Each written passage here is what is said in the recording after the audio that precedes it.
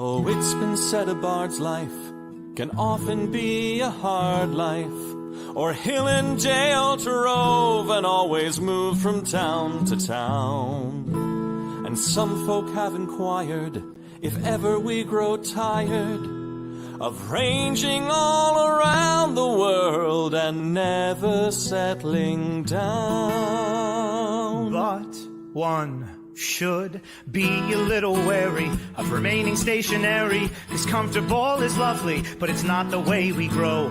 When life starts to unravel, pick up your pack and travel. You'll find a strange serenity in places you don't know. Wriggle-dee-dum-dee-too-da-terry-o-dee. There's so much to see beyond the open door. It's outward bound we go. Who knows what we'll find that we've never found before. Adventures waiting further down the road. It's waiting for you further down the road.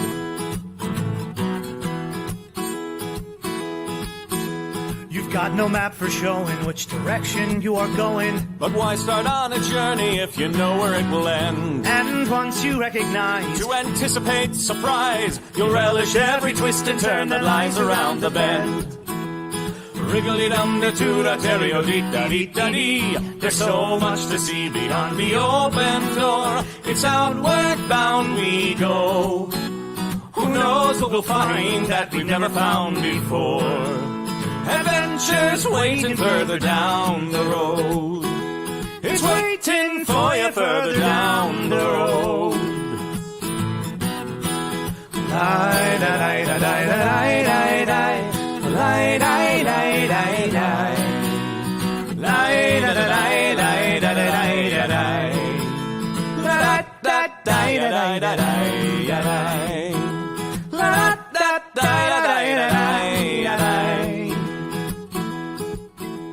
The world has got its demons. There are many reasons why you'd find it harder to be brave than be afraid. But every life could use some danger. Every friend was once a stranger. Ships are safe in harbor, but that's not why ships are made. Wriggle-dee-dum-dee-too-da-terry-o-dee. Dee-dee, a fwit-dee-dee-dee-dee. There's so much to see beyond the open door. It's outward bound we go. Who knows what we'll find that we've never found before. Adventures waiting further down the road. It's waiting for you further down the road. Lie-da-lie-da-lie-da-lie-da-lie. Lie-da-lie-da-lie-da-lie. Lie-da-lie-da-lie-da-lie-da-lie. Da-da-da-da-da-da-da-da-da. Adventures waiting further down the road. Let's go! Lie-da-lie-da-lie-da-lie-da-lie. Lie-da-lie-da-lie-da-lie. Lie-da-lie-da-lie-da-lie-da-lie. La-da-da-da-da-da-da-da-da-da. La-da-da-da-da-da-da-da-da.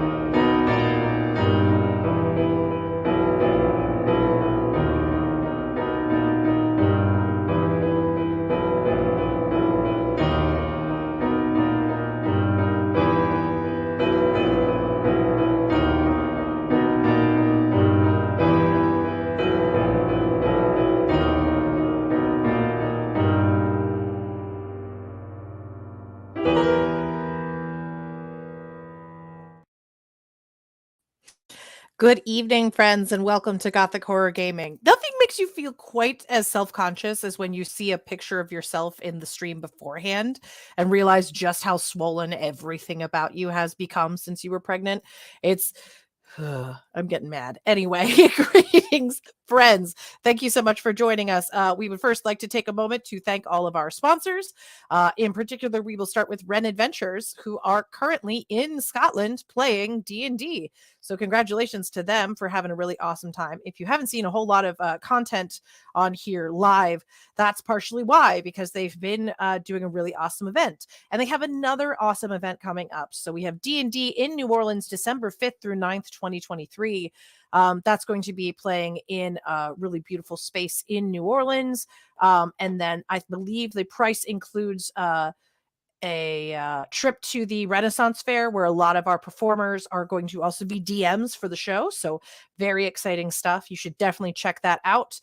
And if you come down to New Orleans around that time of year, it is absolutely stunning. It is so much prettier and nicer than a lot of the other spaces on the East Coast where I tend to be, where I will be trapped this year with a newborn. So please, if you can, go check that out, December 5th through 9th, 2023. I would also like to take a moment to thank our friends at 3D2U, who are just really, really sweet, wonderful people. 3D2U.org.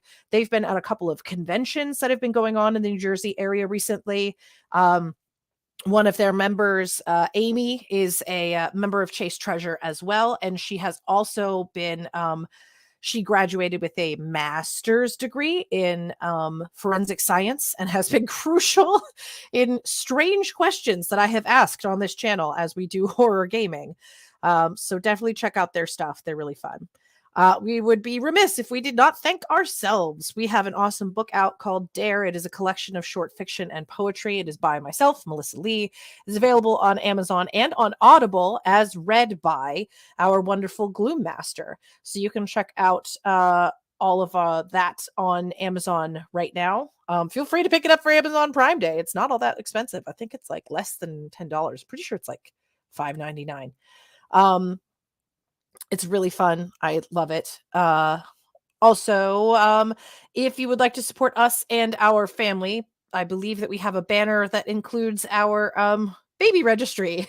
So if you want to do something about that, I am imminently due. I will be due on September 28th. So this may be you will still see me on the channel off and on, but this may be one of the last games that I can officially run, just because after a point I'm going to be concentrating on, having a child.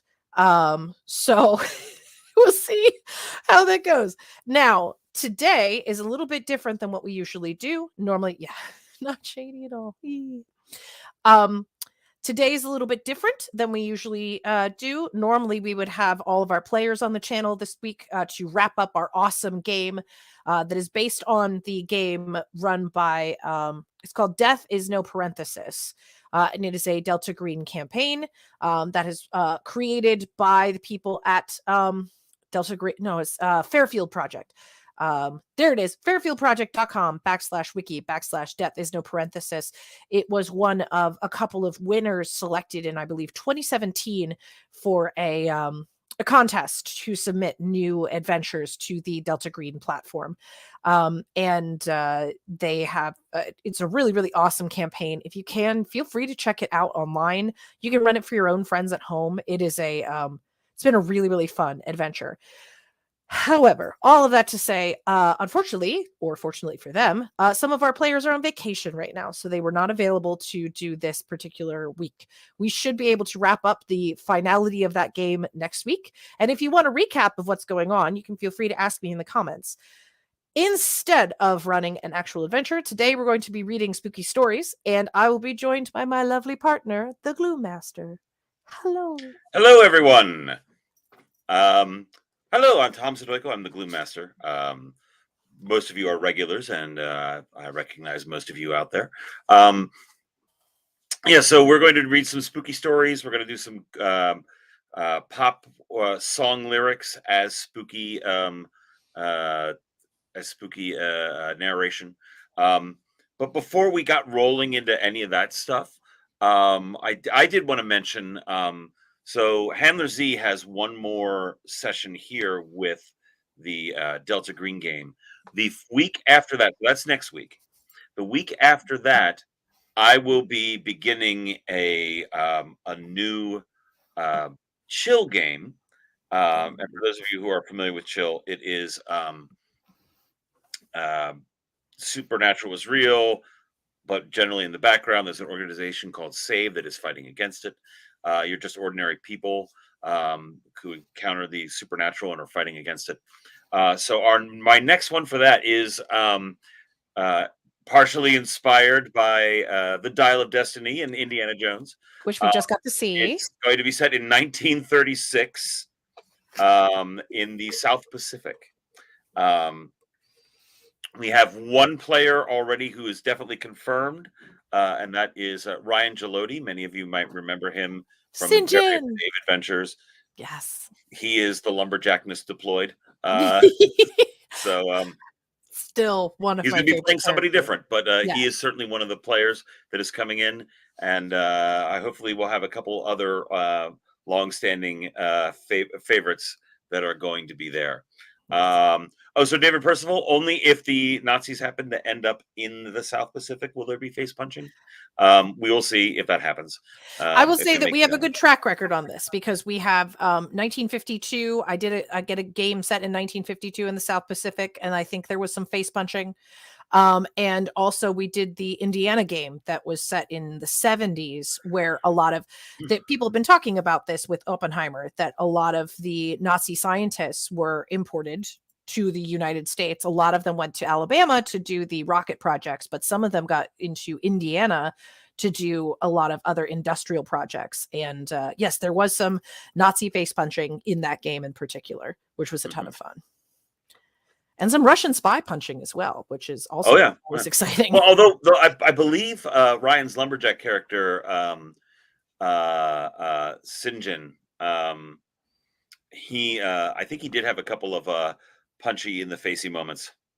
Yes, I think Sinjin had it, and his other character most recently was a priest, wasn't he? Arthur's character, way back when we first started, the Irish boxer, he certainly had some punchy face moments. punching. He punched a man to death. That's why he was involved in the game.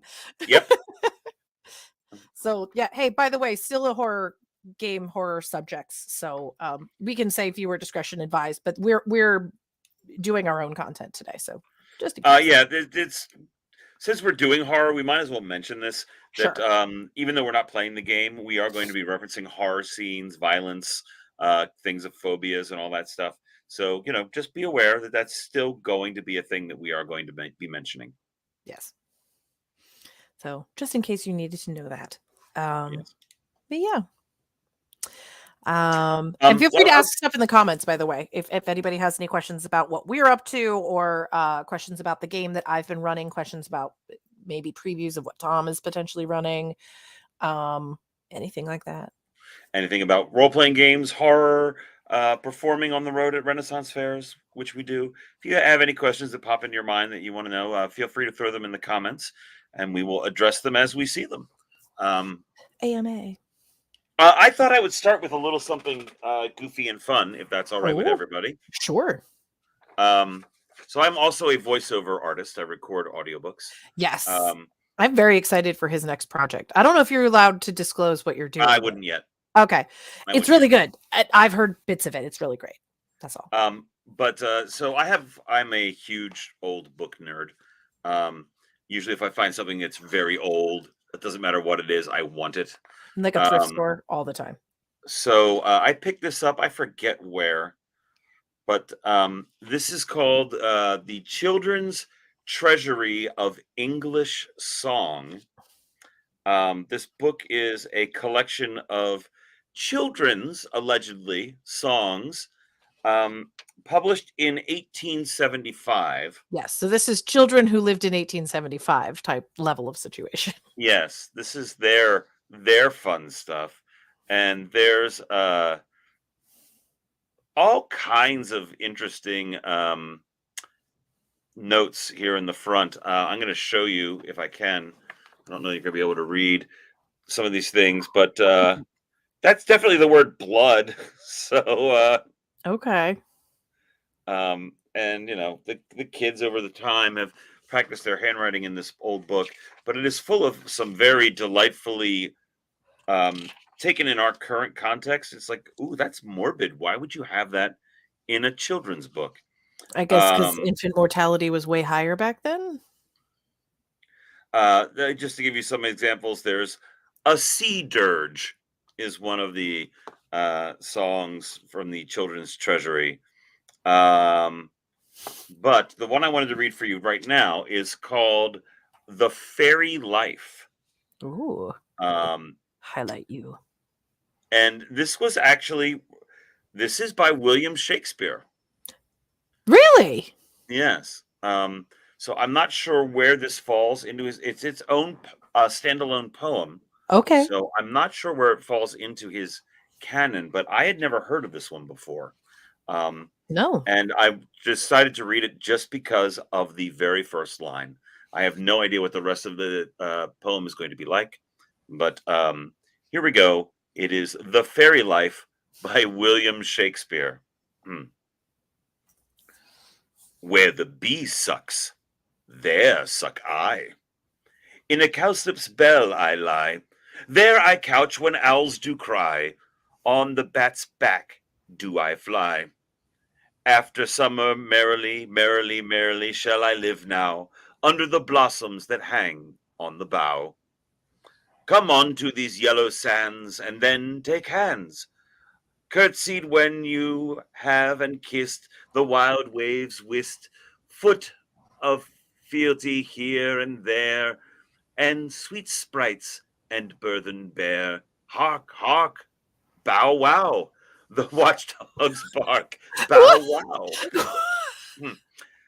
Hark, hark, I hear the strain of struttering chancelier cry cock-a-doodle-dow.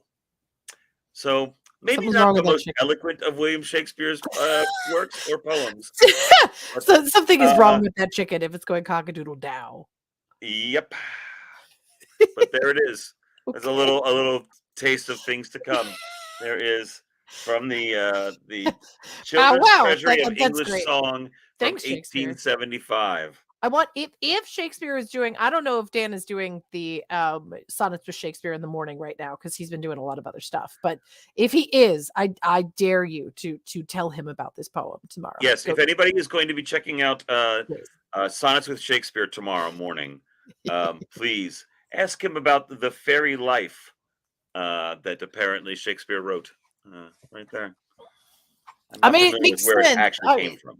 The what he was talking about within the context of the piece, it seems to make sense in terms of Midsummer and the way he talks about fairies and stuff. So I guess tracks, but still just what cock-a-doodle-dow.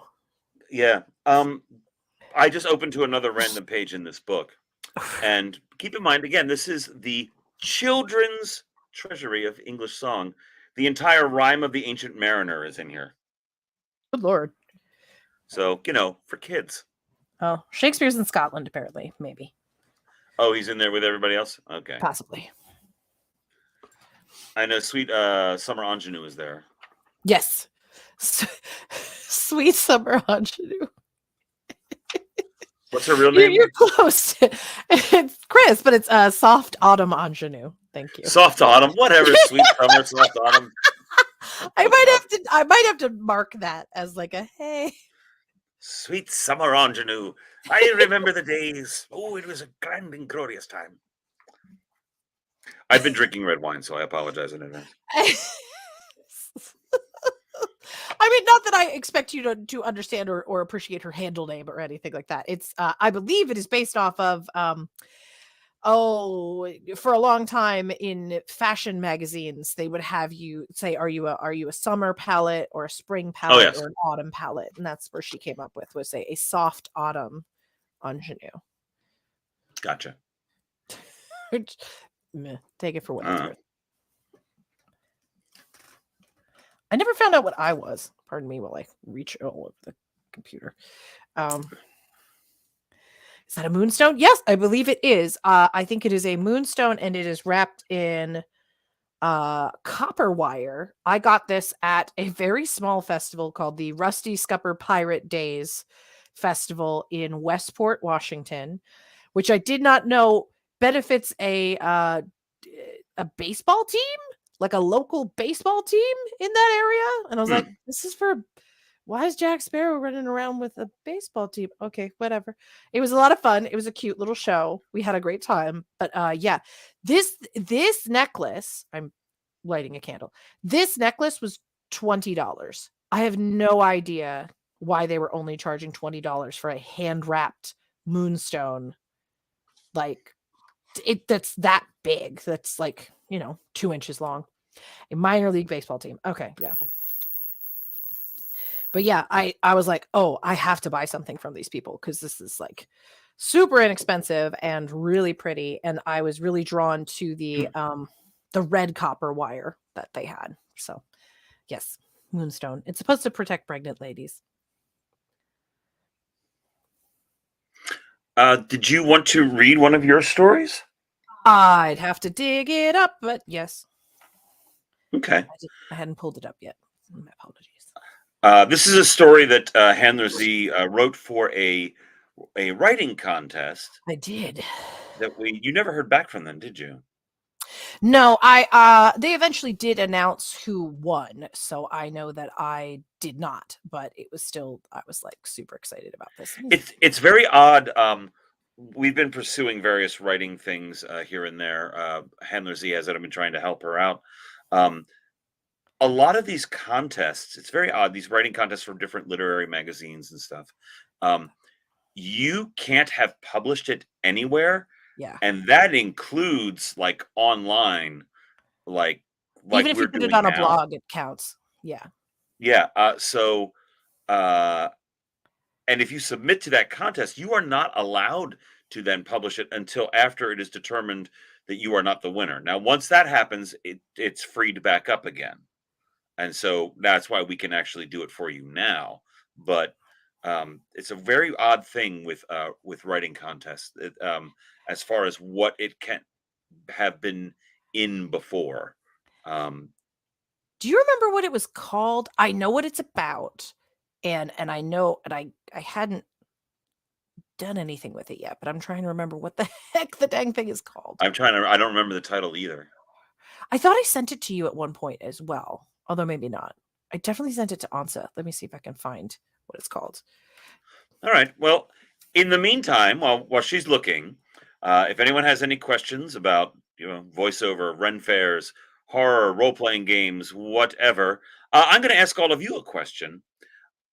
Given a role-playing that you're going to play a tabletop role-playing game, those of you who actually do, which is probably a fair number of you, what is your favorite game system for playing role-playing games? Consider all genres: science fiction, fantasy, whatever. Do you have a favorite role-playing system? Because I'm curious to see what they are, and also to see if I've ever played them. So if you've got, go ahead and throw it in the comments if you've got a role-playing game system that you really enjoyed, and we'll explore some of those. Mine varies depending on what I'm doing. I very much was into the Pathfinder game system for a very long time, but then I eventually I just started looking into 5e, and I think I might like that better for certain scenarios as far as fantasy goes. It's because it's a little more streamlined. It's not as number crunchy and heavy as Pathfinder can be. But I love the over the edge rule system that I use for my chill games, because there are virtually no rules. It's very, very, very rules light, and as an improv actor, I'm very much about storytelling. So that's where I'm at. But Sir David Percival, D6 Star Wars, very nice. Was that the one that you played before that was advantage disadvantage? No, you're thinking of the other Star Wars that came out after that.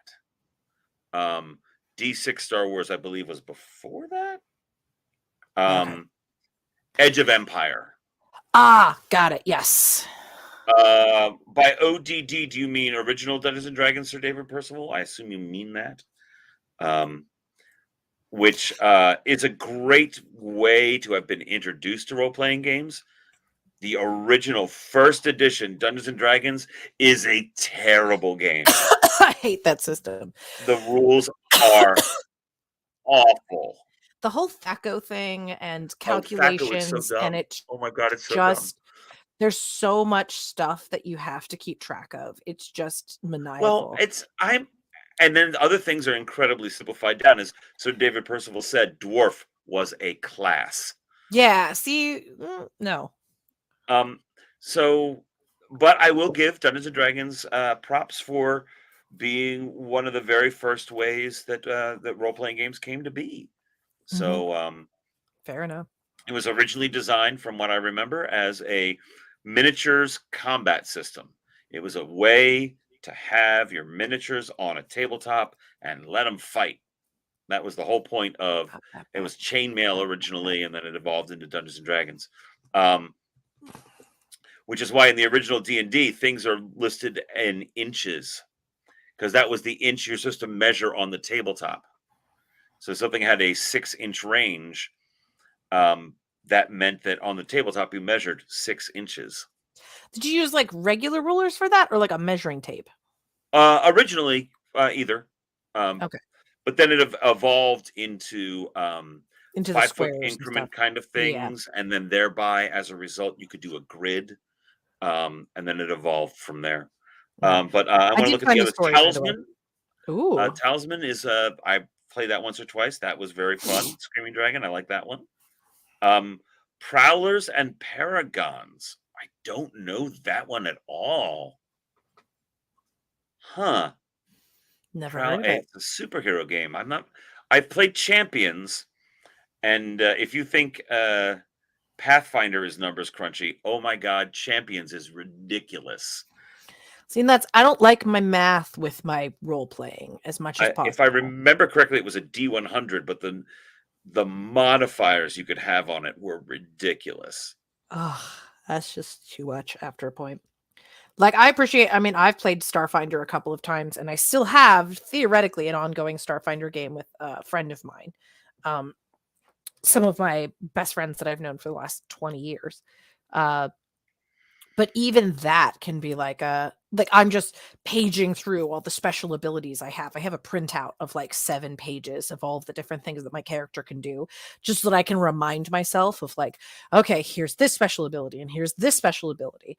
And we're running it through Discord and something else. I don't remember what the thing was online.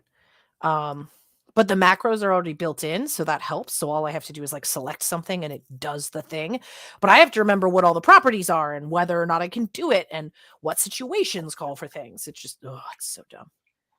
Sir David was mentioning that the Marvel superhero game was a D100 as well. See, now that I would have been interested in, because even when I was little, although I wasn't allowed to collect comic books when I was a kid, but it was a big deal on the bus. All of the boys on the bus had Marvel trading cards. Those cards that had like some of them were super flashy and had the foil on them and whatnot. So that was a big deal, was Marvel trading cards. And the X-Men 90s X-Men show was out. And I would have, if I had the opportunity to play a Marvel superhero game, I totally would have gotten into it.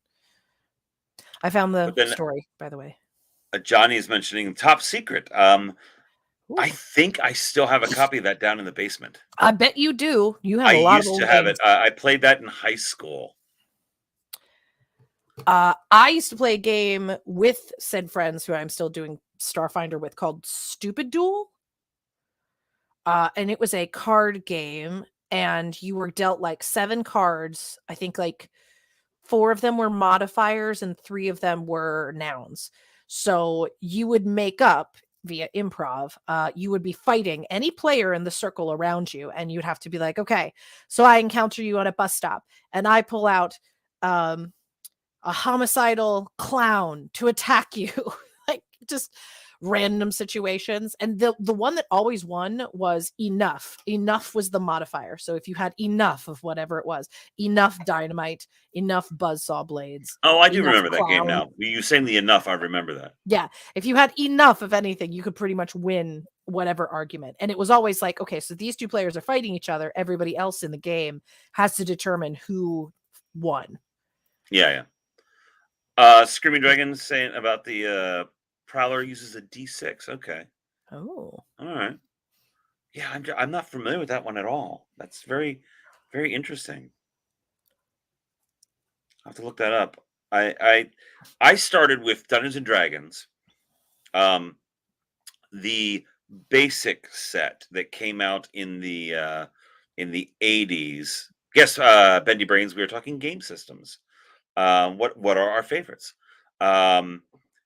So like I started off with the red box set of Dungeons and Dragons, the basic game, which actually came out after the first edition of Dungeons and Dragons, Advanced Dungeons and Dragons. I saw it in the Sears wish book, in the Sears Christmas catalog wish book. It was in the very back, and I asked my parents for it, and they, I think it said age 13 and up, and I was like 11, and they're like, "Well, if you get all A's, then if you get all A's at the winter break, then we'll get you that." And I did, and so I started playing Dungeons and Dragons when I was about 11. Very smart. I didn't have anyone to play with to start. Yeah, that's the weird thing, because the first time I ever picked up a Dungeons and Dragons basic system, I had no one to play with, and I'd never played it before. So I'm looking at this box like, what the heck do I do with this? And it didn't even come with like any basic like games in it. I was disappointed. Well, I went and I got the they had modules, and they had solo modules, and I got the Maze of the Minotaur solo module. And the way it worked was all the entries in the book, and as you went on the map, they all had those little yellow pens that would reveal like the magic hidden pen. Oh, so it's like a choose your own adventure D&D. Right.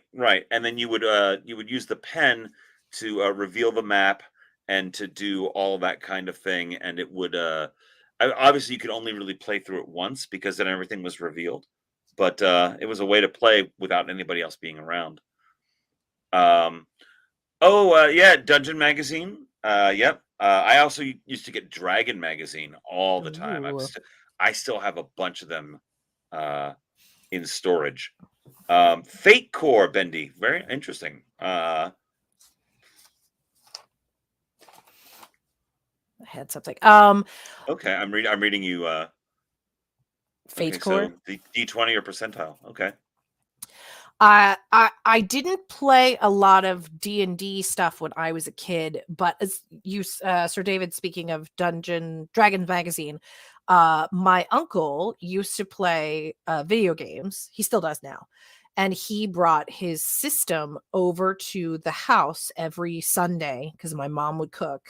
And that way he didn't have to eat, fast food all the time. So he would come over and play video games in front of us, and I was fascinated by it. I remember he brought over his gamer magazine. I don't know what it was called, but it was like, this is going back to like first NES system. And there was, even before that, maybe there was a game in Atari that was Dragon Maze. They looked like little seahorses, and you had to get around to get to a key to get into a castle, and you had to go through these little mazes to get to where you needed to go. But because you could only see like an X by X square in any given moment, you basically had to memorize the map as you walked through it to understand where you were. And the Gamer magazine was the only place that you could get like a full printout of what the actual map was in order to unlock things.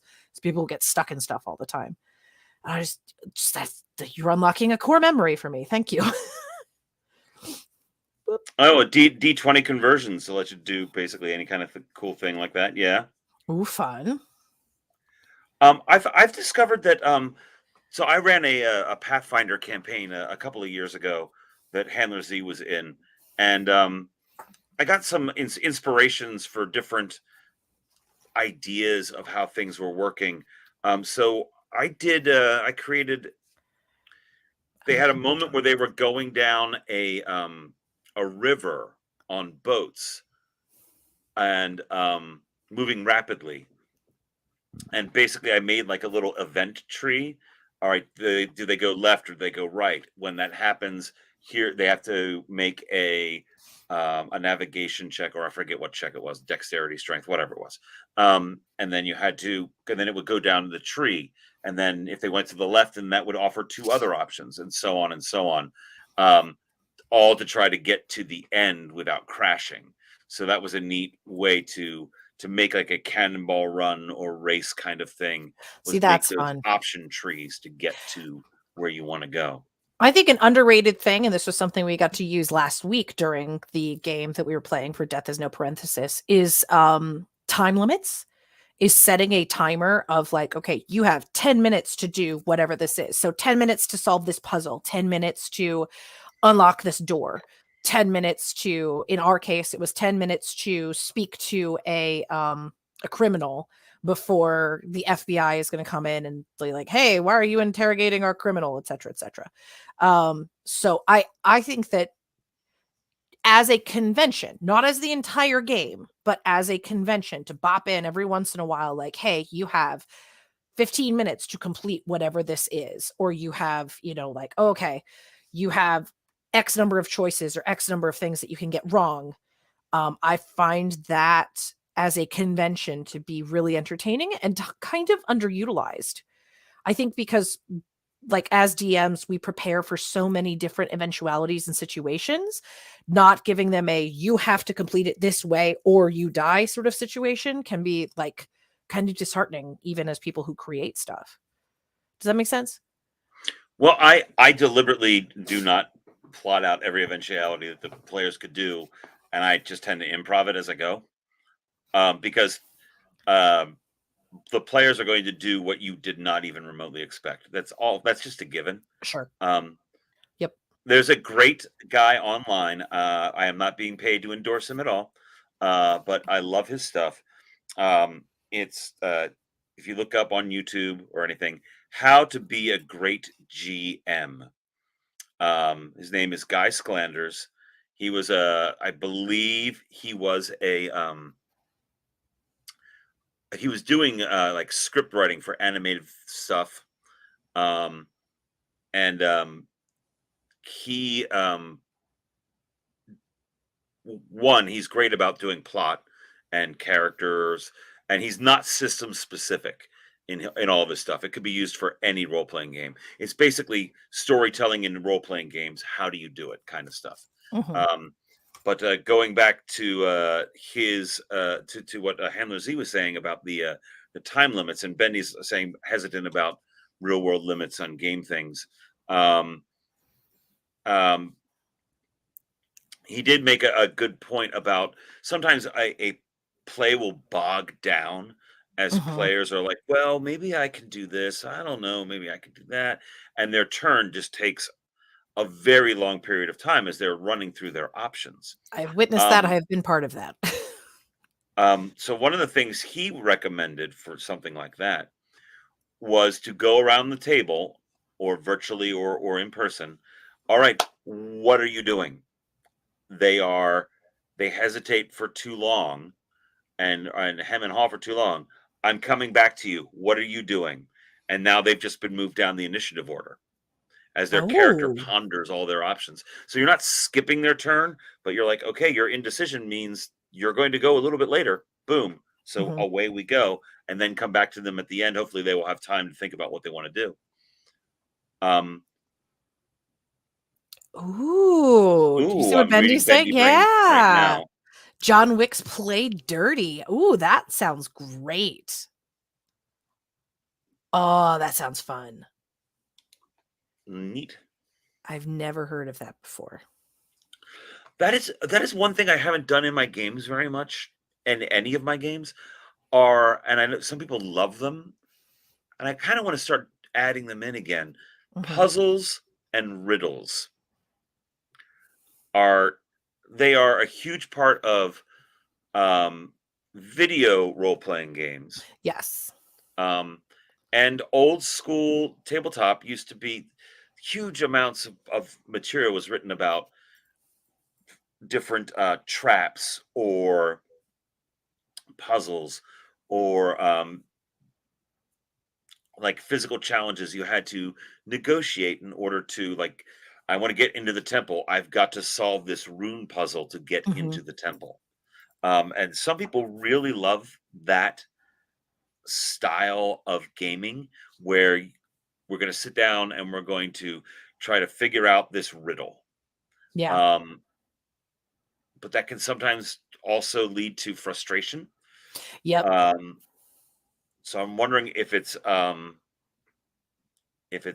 better. Oh, and Bendy brings up a good point. Now, what are your opinions in that case for helping to simulate the character being smarter than the player playing him? Yeah, so you have a wizard who in Dungeons and Dragons has a 20 intelligence. You probably don't have a 20 intelligence yourself. Um, so how do you simulate that? I would say um, let them. I wouldn't want to give them the answer. Mhm. Like, so let's say our hypothetical character with a 20 intelligence is um uh is trying to solve the riddle. I like Mhm. your idea there. Let all the players work together to solve the puzzle. But then in character, when it actually becomes gameplay, the wizard goes, "Aha, I have it," and does the thing. Sure. Another option, if the players are stuck, have them. I wouldn't give them a like an intelligence check or anything right off the bat. But if they are stuck, I would let them do an intelligence check. I was And gonna if they say rolling a stat. succeed, I would not give them the answer, but I would give them uh, fairly strong clues, I think. Yeah. Yeah, that's what I was thinking too. Because that's where those statistics come in versus real world, where you can be like, okay, I am not me as a human. I am not dexterous enough to open a door. Like, oh, okay, it's a locked door. I'm going to use lock picks, but that's what your stat is for. Is so like, oh, okay, I'm going to roll my dexterity and I get a bonus as a rogue because I'm really good at lock picking or something like that, or rolling that skill. So I think in those situations, being able to come up with those, you're like, oh, okay, roll your, hey, wizard, you probably might know something about this. Roll your intelligence stat or roll your X special ability and see what it comes up with. I also really love the DM that does the Starfinder stuff with me. I don't know what the system is, but you can create online puzzles that you can have people unlock. And that is a ton of fun as a visual to have like an actual physical, like even when you're not, it's not a physical, it's in front of you piece of paper to mess around with, but having a like a system that you can bring up on your computer to show everybody and have them like, oh, okay, well, where are we going to go? Are we going left or right here in this it's like a circuit board. So it's like, oh, okay, if I succeed at this check and it is an X check, here's what I'm going to do to get that right. Okay, it has to be over a 28. Let's roll the skill. Okay, did it work? Yes. All right, then that moves down to the next thing and it becomes one of those branches.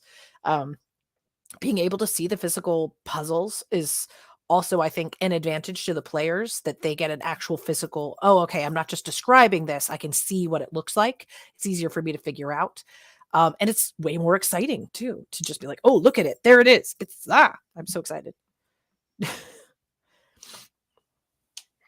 Yeah, I love having physical props. Uh, I will very often, like if you find a charred note, a note cut into puzzle pieces. That's great.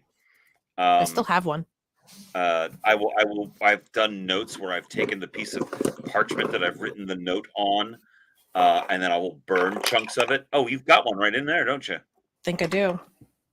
That's from This our was old a game, yeah. custom game box that someone made for me when we were pursuing vampires. Yep. And yes, I do have a shard handwritten note. It's the wrong direction that you put together that has enough clues in it that if you understand what's going on, you get the gist of what's happening. And this was really cool to be given, to be like, he slides this across the table to us. And I was like, vampires. It was great. I still have a challenge coin in here too. Jesus, what have I been doing with all of this stuff? Oh, good ideas. Bendy, having a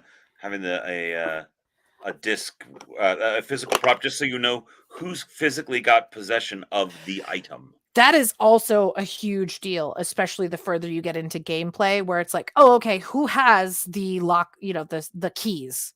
Okay, you found a key in a dungeon. Who has the freaking key? Because inevitably someone will be like, oh, I have it. And like, no, you don't. You gave it to this person in this last encounter. You threw it across the chasm and gave it to them instead. So you are in front of the door, but you do not have the key. Yep. Yeah, so I love doing props. Even just as simple as a note like that just adds a huge bonus to the game. If you're playing in person, to have that, and if you're playing online, like what we do here, when we're doing the games online here, when we will have things like I'm going to show you, like we're talking about, they're outside of the city, and oh look, here's the map. Yeah, I love being able to, especially I set all of my stuff in real world spaces. I still have the information pulled up from the last game where I was like, okay, what random bar are they going to in El Paso? And I was like, okay, you guys can look this up if you want to. And I love having that option of like, Google it, go for it, because it's a modern game. It's set in a modern time. They would have their cell phones on them. All three of the players also asked, like, hey, if I'm playing a doctor, can I have a cell phone on me? Like, yeah, you can totally have a cell phone on you. You can do research on your phone. Anything that you could reasonably potentially look up, you can look up. You may get, you're still going to roll a stat for that, and maybe Google sends you some mixed results. But yeah, having the device that they can actually like use, I think is so fun. And I find that even when I'm not playing in person, I play a couple games almost exclusively on Roll20 because my friends are scattered to the winds, and our schedules are weird, and we're in different time zones. You can do in most virtual tabletop. I use Roll20, but there are others out there. I like to do handouts a lot. So you can basically make a handout, and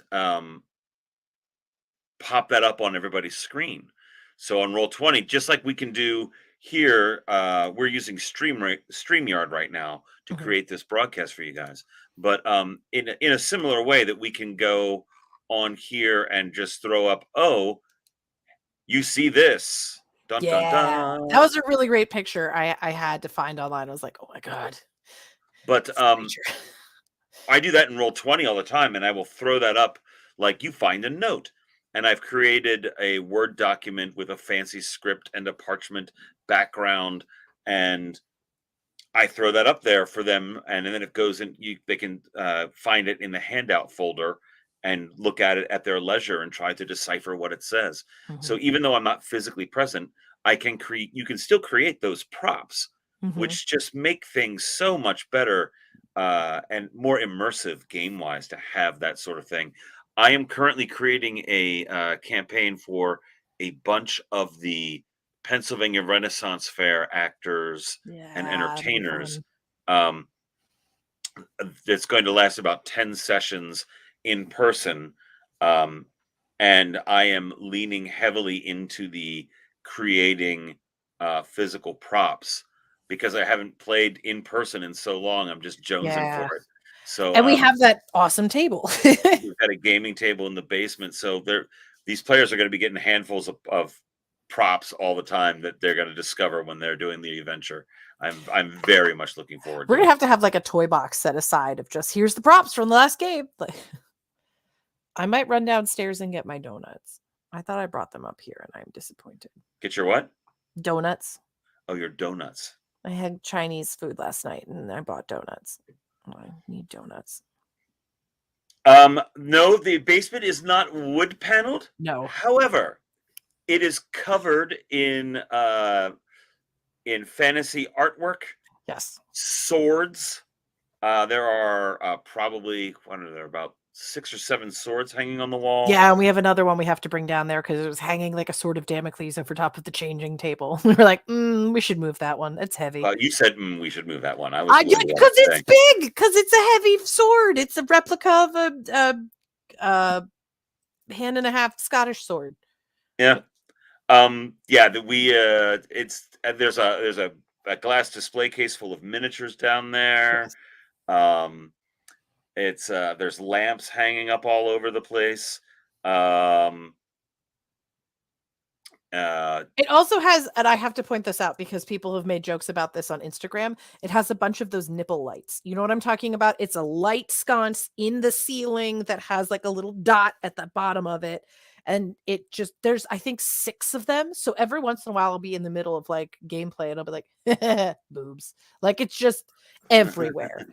And I feel like that's also appropriate for our table. I'm going to get donuts. I'll be right back. If we can figure this out, I would, and it's a mess right now because we're sorting through potential baby stuff. Otherwise, I would take you on a virtual tour of our gaming room down in the basement. But yeah, there's all kinds of, that was the selling point for this house actually for us, was that finished basement that we could have as the game room and put a gaming table in. A friend of ours made us a gaming table. He made it himself. He's an engineer, design engineer, and he basically made a giant welded steel table with a wood tabletop, and then recessed in it is a flat screen TV that can be plugged into a computer via an HDMI cable, so that what we have done is we will use Roll20 to create a map.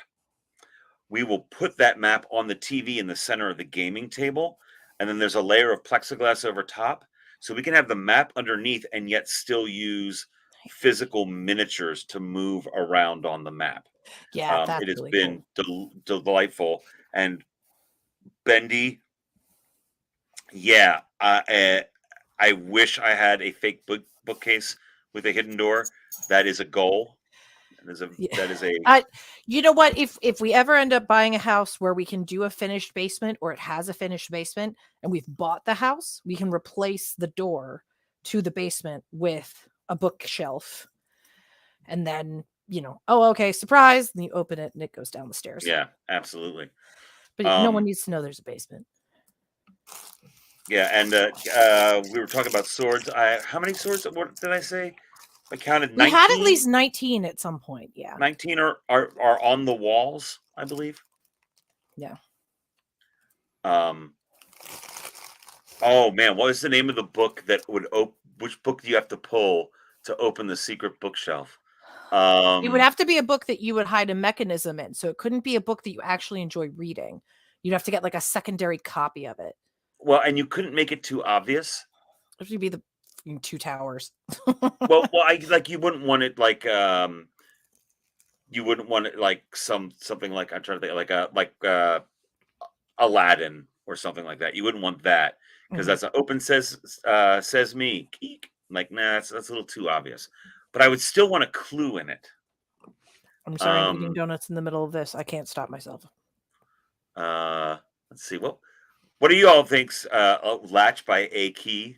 Okay, so make up a fake. But what if you're using a real book? What would be a real book that would be a good trigger for your hidden bookshelf door? Any random Bible.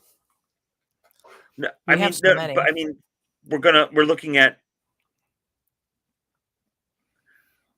Now, it's not a book; it's a short story. But I was going to say The Silver Key by H.P. Lovecraft would be good.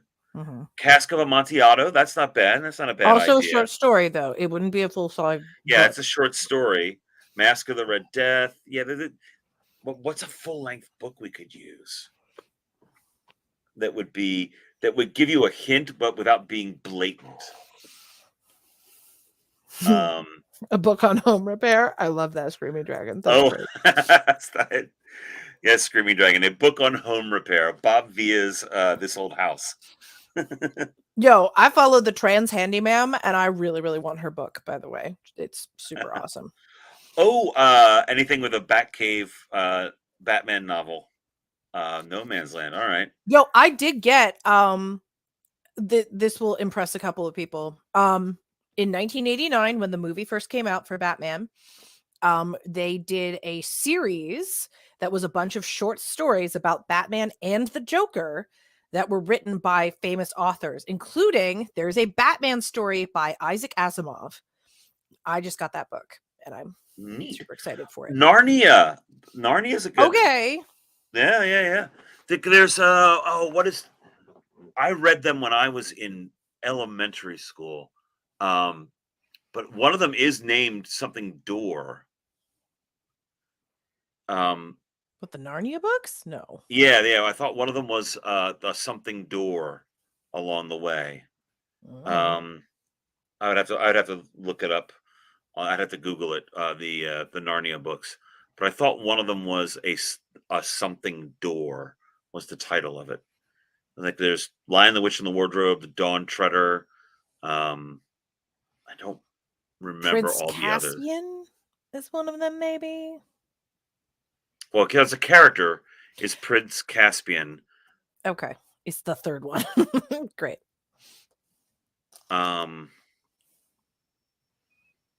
Secretly they've all been The dead. Silver Throne, I think, is one of them. Oh no. Silver Chair, that's it. Ooh, also a really great band from Australia. Silverchair? Silverchair, yes.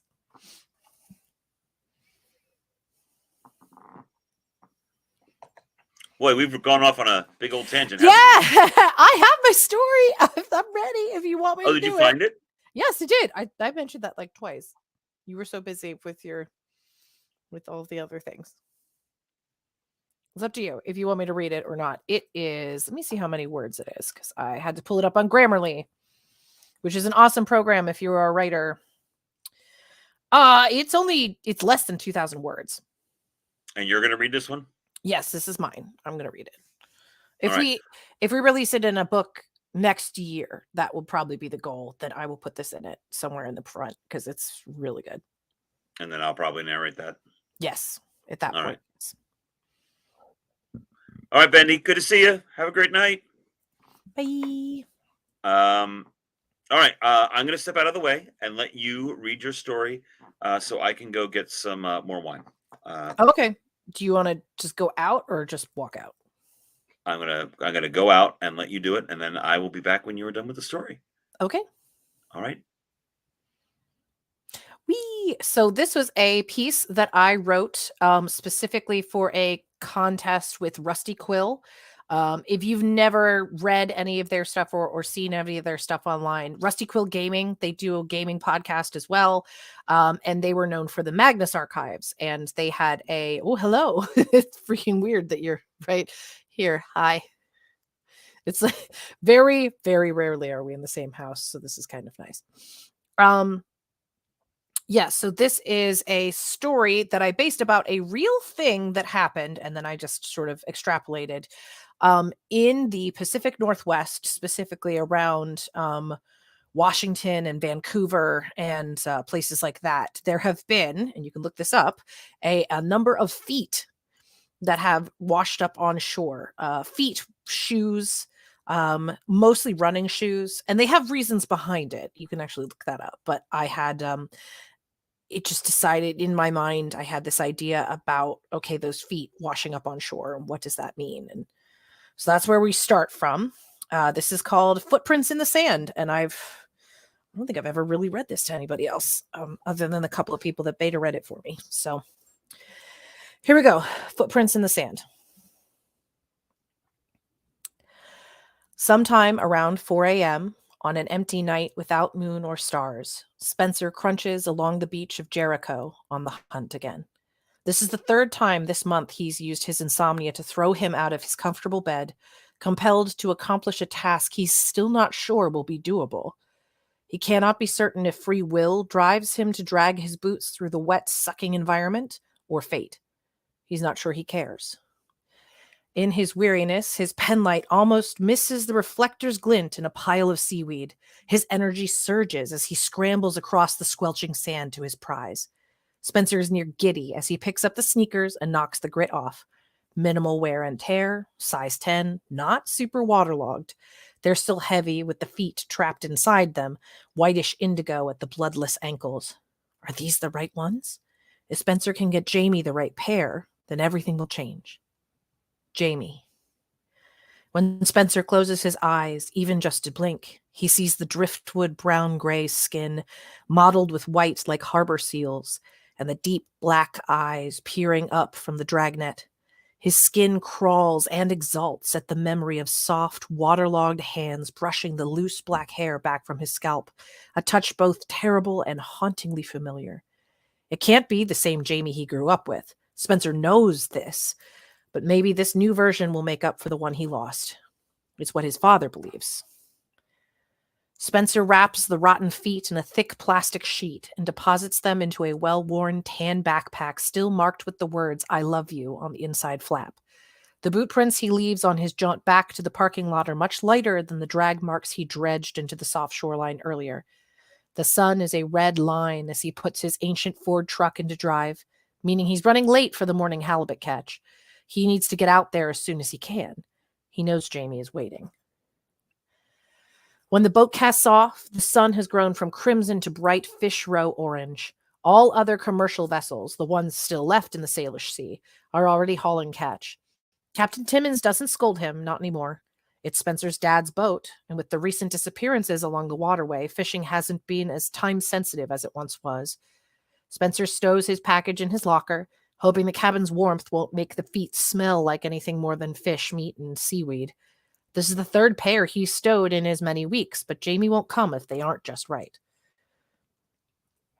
As the family boat, the Undertow, passes through the mouth of the harbor, Spencer dutifully steps to the port side and opens a vein with a small penknife, saying a few words to ask for safe passage.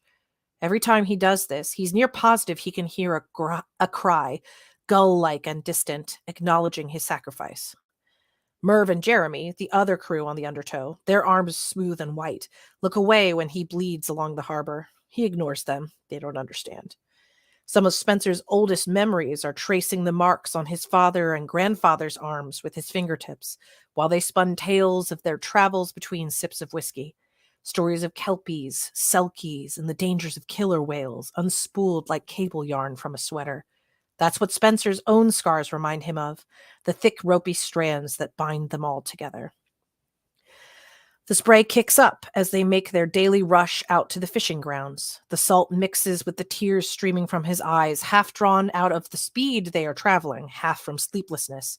It tastes like home, like belonging, like history. Spencer braces himself along the front rail and pretends he's on a roller coaster like the one in Vancouver. He still remembers the cloying heat of that summer he'd spent with Jamie, the real Jamie, working along the boardwalk. Jamie and Spencer, inseparable since middle school, determined to escape the life designed for them by being the children of fishermen. Jamie and Spencer, hiding the hands they'd hold in public, scrawling secret notes on each other's backpacks. They'd only spent one day at the amusement park between jobs, but it was the best day of Spencer's life. Then there was the fight that drove Jamie out of the condo they'd been sharing. Hours of frenetic, guilty searching along the shoreline, passing flyers to friends and cops. He'd hoped and prayed and screamed at the sea for answers. Spencer was the first to spot Jamie's shoes. Size 10, beat-up Converse All-Stars shot through with rainbow laces, and the bare footprints leading to the retreating waves. He'd known then he'd never see Jamie alive again. He hadn't realized there was so much more to it. The following 6 hours pass the same way they pass every day. Spencer hauls catch with Merv and Jeremy. Captain Timmins keeps the boat steady. Spencer casually coasts to his locker when he has a chance, ensuring everything is in order. Even with the late start, today seems an exceptional day for fishing. Halibut practically jumping into the nets like they're escaping something from the depths. The crew is ready to motor back before sunset, which comes shockingly early this far north in November. The engine dies inexplicably, sputtering to a stop mid-journey. Merv goes below deck to see what's wrong, and Spencer follows, but only so far as the lockers. Merv comes back almost immediately, baffled by the engine failure. The rest of the crew discusses potential plans. Jamie's sure he knows what is about to happen. The only part he doesn't know is the final outcome. A sickening thud hits the deck, and everyone freezes. Powerful black arms with mottled splotches of tan and white grip the side of the boat and haul over something, someone, powerful and terrible and beautiful all at once. Like the first time the creature was trussed up in the nets this summer, the seething being flops on deck and locks eyes with Spencer. That time, two things were made immediately abundantly clear. Spencer was the only one who could move or interact directly with Jamie, the rest trapped by some unknown power or fear. Second, only Spencer's stammered promises to do whatever Jamie wanted kept the crew from being killed. Suddenly, reports of abandoned boats made so much more sense, and equally abruptly, Spencer's whole existence had a purpose again. Jamie's slick chest glistens in the dying light of winter, their scales shining like stainless steel hooks. Where fins and tentacles had once been, the blue-gray pair of Levi's 501 jeans with empty ankles stagger sloppily forward. The same legs which showed up like chum in one of the nets on a sunny Tuesday in September. Almost immediately, Jamie returned, drawn to the boat by the smell of rotting human flesh. They'd taken the pants and what was within them eagerly. Then they gently caressed Spencer's thick arm scars like tracing nautical maps to a home port. Then they dove overboard faster than an anchor drop, vanishing in the pitchy waters. Spencer would have assumed he was hallucinating if it hadn't happened twice. After that were the tries with the feet. 2 other pairs had been presented, each time rejected without Jamie climbing onto the boat.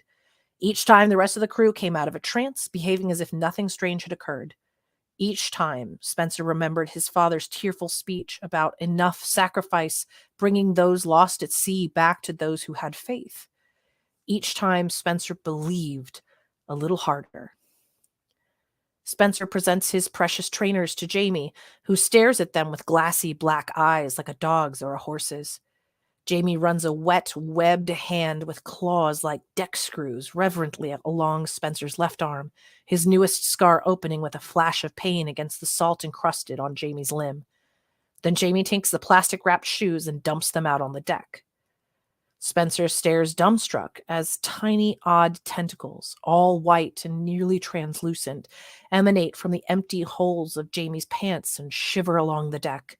The tentacles grab awkwardly at the shoes, dipping into the slimy white flesh of the ankles. Jamie drifts into the air a few inches as the bones and sinew drag under the jeans, affixing themselves with popping sounds. All the while, the entire deck is silent, perfectly still.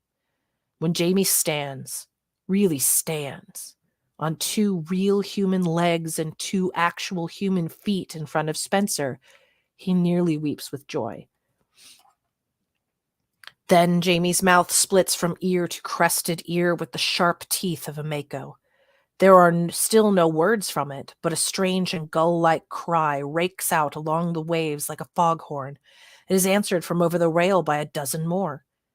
Jamie runs the spiraled claws along Spencer's face, and Spencer can only utter a few dry words at the creature he has most assuredly made whole. Make it quick. Captain Timmins dies first, wordlessly, gouts of blood spilling across the deck like great fountains, and Jamie gorges himself on the captain's wind-raw pink flesh. Eyes wide with terror, Merv and Jeremy are disemboweled next and stand through all of it until their exsanguination is complete.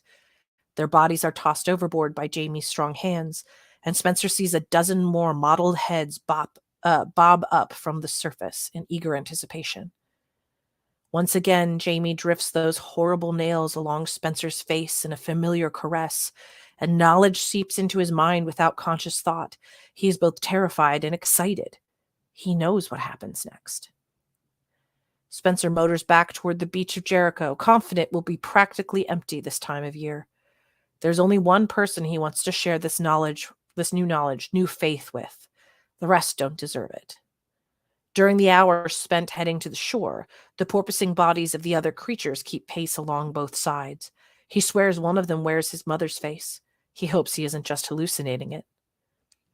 Spencer anchors in shallow water that will become land as the tide wanders out later tonight. His thoughts drift to the other abandoned boats in the harbor. Are any of them among the bobbing heads keeping pace? Jamie pushes him overboard, and for a fleeting moment, Spencer is terrified he'll drown. Then Jamie's wet, cold, reassuring hand is along his back, and they swim under the surface, kicking in time with one another to the edge of the breakers. As the sun drops lower into the sky like a wound, Spencer and Jamie walk together, stinking of seaweed and blood, into the gray-yellow sand of Jericho. Jamie's claws cut through Spencer's sweater to draw blood, but he no longer cares. This is what he wanted. Their footsteps beat a languid trek towards Spencer's house, where his father, etched with scars, waits for his reward. And that's it.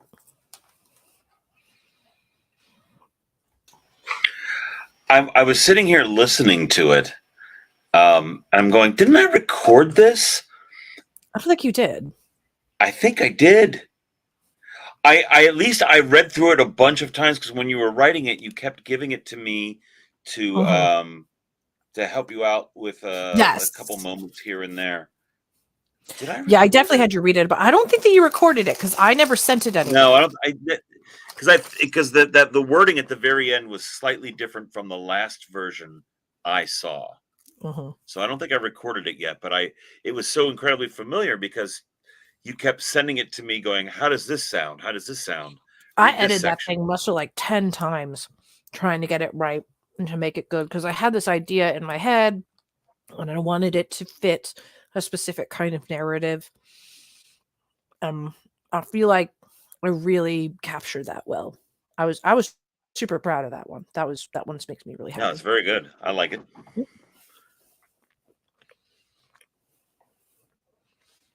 I have wine again. I'm happy. You do. I have donuts. So yay. Do we want to go back to talking about gaming? Do you want to try to read? You had a story prepared, but it's up to you if you want to do it or if you want to just do spooky song lyrics. That's always fun. We can leave it up to our friends out here on Twitch. Handler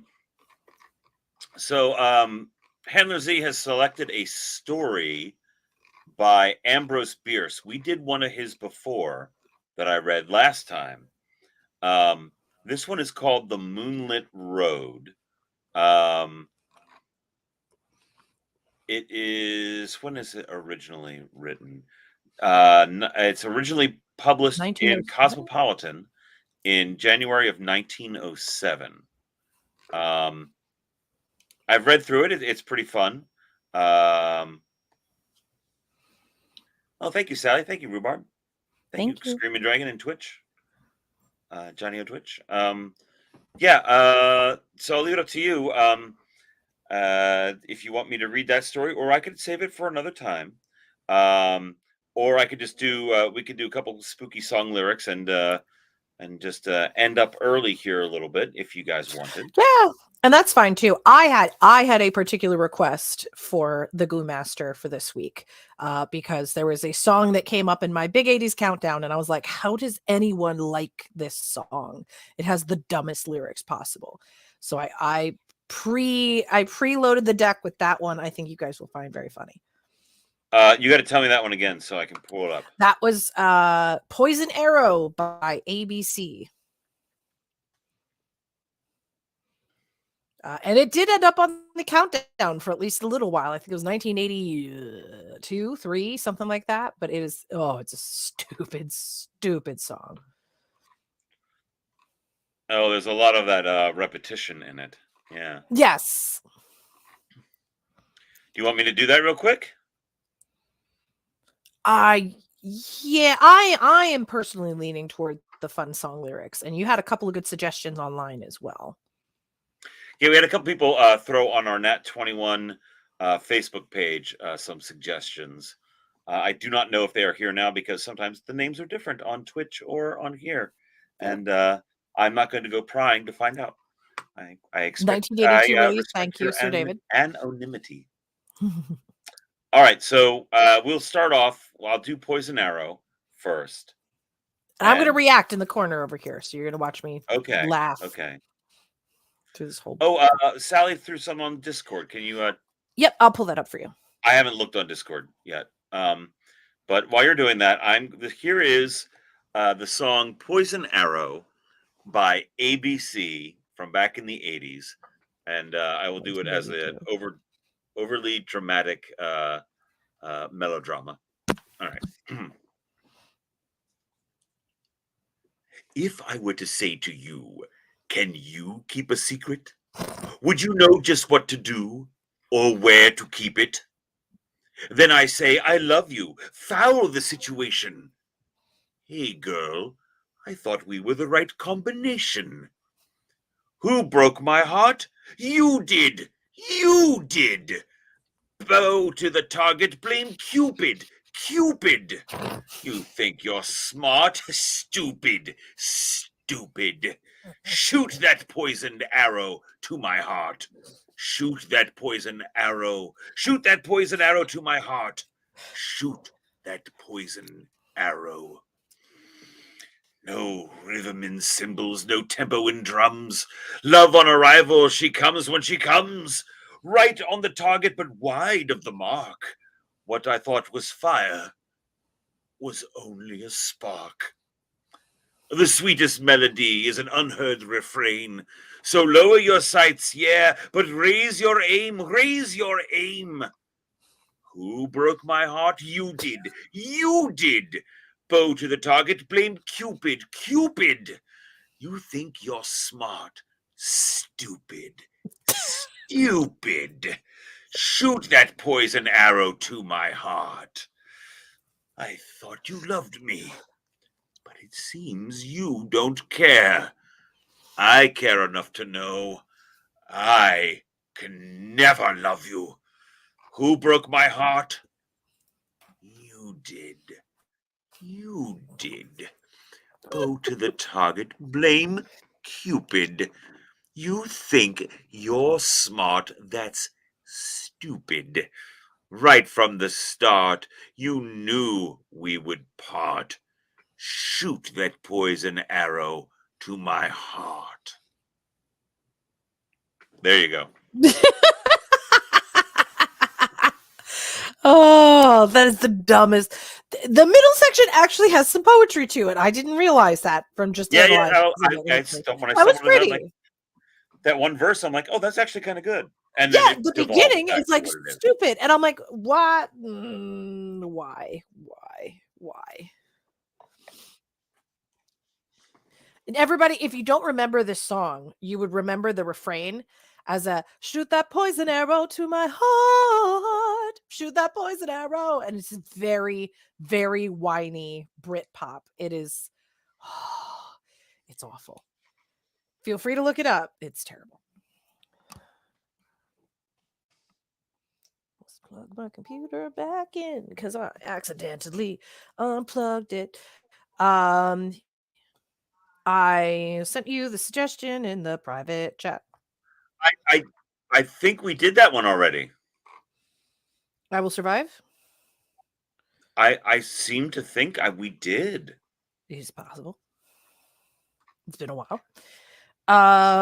There were some other. There was a Joe Walsh one that got put up. Yeah, I got that. Okay. Let's see if we can remember if I've done.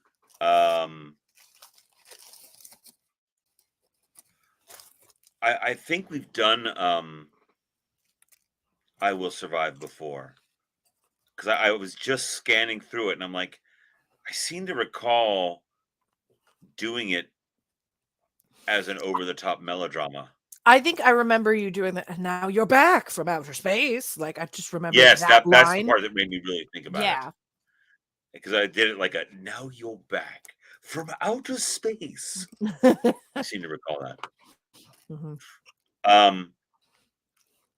But we did have somebody. That's all right, Sally. I did have someone request. That's a bad visual of it. Let me get a better one. The lyrics for "Life's Been Good to Me So Far" by Joe Walsh. Okay, Joe Walsh is a member of the Eagles. Am I correct? Well, yes. Okay, was. Yes. Okay. And I looked through this a little bit earlier, and I think this deserves to be in a Russian, Romanian count kind of accent, because I think the character in this song is a vampire. So I'm gonna do it that way for funsies. I will highlight you again, and if I accidentally laugh so hard that I blow sugar all over my face because I'm still eating donuts, we'll see what happens. That's just bonus material then. All right, so this is "Life's Been Good" by Joe Walsh. I have a mention. You forget the price. Ain't never been there. They tell me it's nice. I live in hotels, tear out the walls. I have accountants pay for it all. They say I'm crazy, but I have a good time. I'm just looking for clues at the scene of the crime. Life's been good to me so far. My Maserati does 185. I lost my license. Now I don't drive. I have a limo. Ride in the back. I lock the doors in case I'm attacked. I'm making records. My fans, they can't wait. They write me letters. Tell me I'm great. So I got me an office, gold records on the wall. Just leave a message.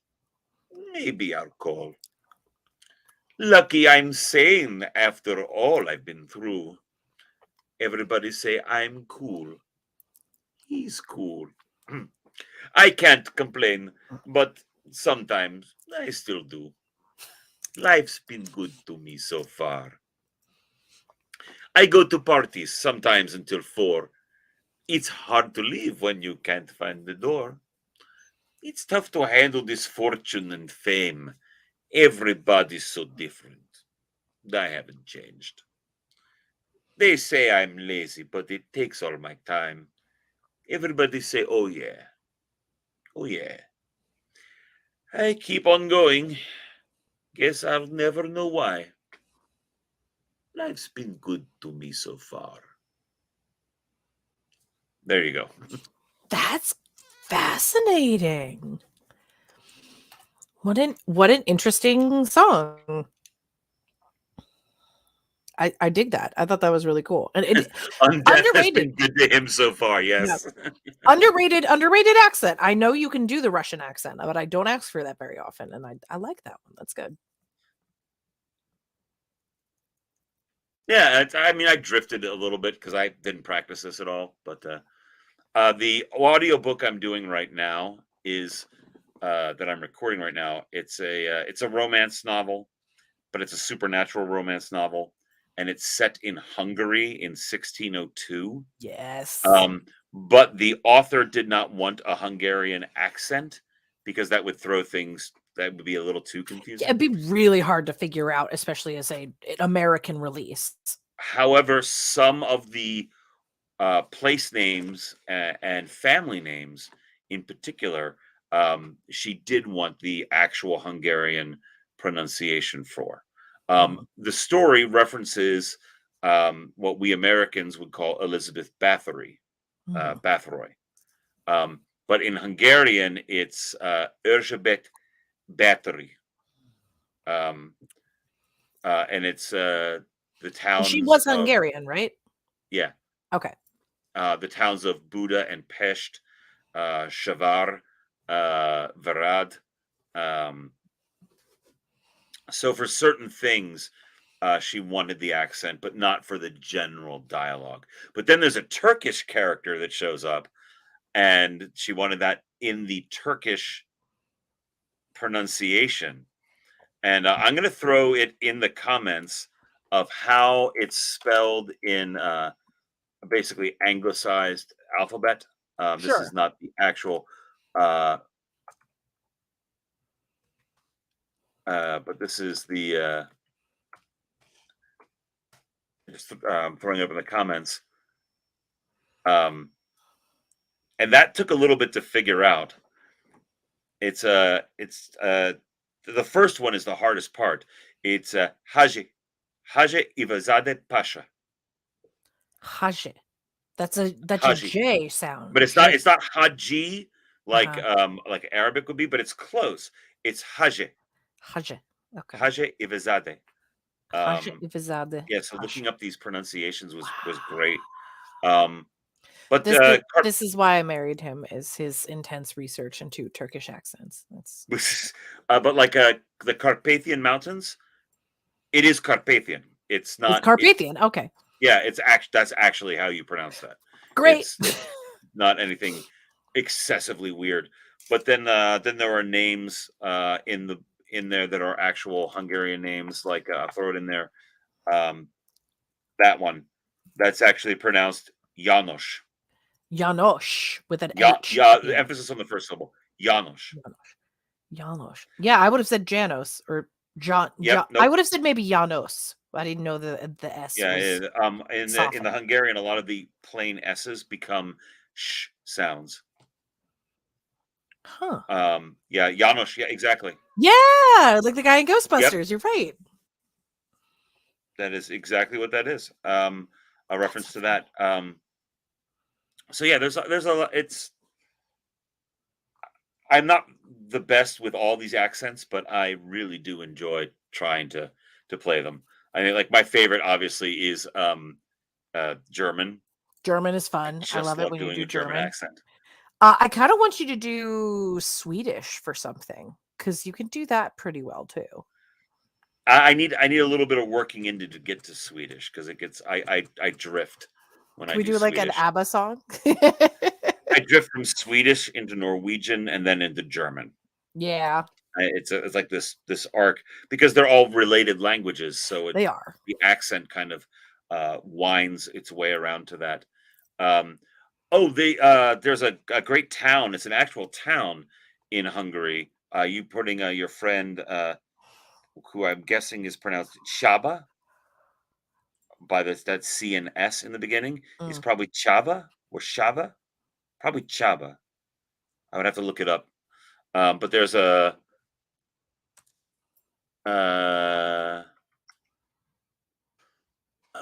how is that? This isn't how it's spelled exactly, but it's something like this. There's a town that's like that. I don't remember the exact spelling, but it's pronounced Chaitha. What? Yeah.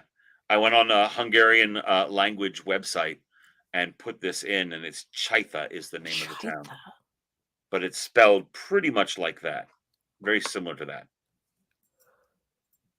It's because it's the Eastern European alphabets are different than Western very European different. Yeah. pronunciations. And the same thing with Greek, Hungary, Romanian, all the way into, once we start getting into Ukraine and Belarus and everything like that, it starts to morph as you go. But yeah, it's just fascinating how Marika, maybe? I'm looking at Salier. Marika, yeah. But most of those letters are pronounced, from my understanding, I could be wrong, but in Hungarian, that's how it's pronounced. Oh, someone told you about Chaitha? Yeah. Yeah. It's very, very, very interesting, very different. That's so weird. All right. What we're used to. Friends, we're doing this is kind of a tangent. Yeah. I saw a couple of new people joined us. Okay. We're doing song challenge. A song lyrics done in over dramatic or odd accents. We weren't playing our game tonight, unfortunately, because some of our players couldn't make it. So we're filling in until next week when we can resolve our Delta Green game for anybody who is new, who just joined us.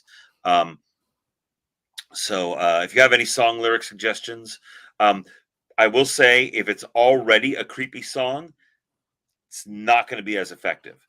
Yeah, like Metallica doesn't necessarily work really well because it's already creepy. So like just okay, the someone had suggested earlier the Addams Family theme, and I like the Addams Family theme, but with its already creepy lyrical content, it isn't any better by throwing a Yeah, by German me accent doing on it. it.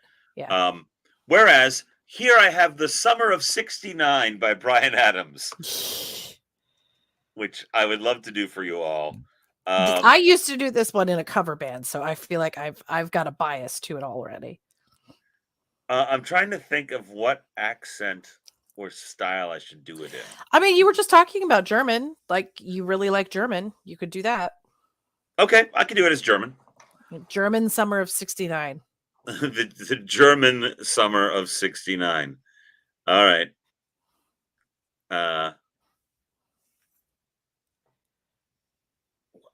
Sir David Purcell says, "Oh, as a German stoner." I don't know how I would do a German. I don't know how you do German stoner per se. Just do German is fine. All right, German Summer of '69 by by the Canadian Bryan Adams of his 1984 album Reckless. Yes, it's not about an actual summer in '69, friends. No, it's not about the year 1969. No, it's not. Oh no.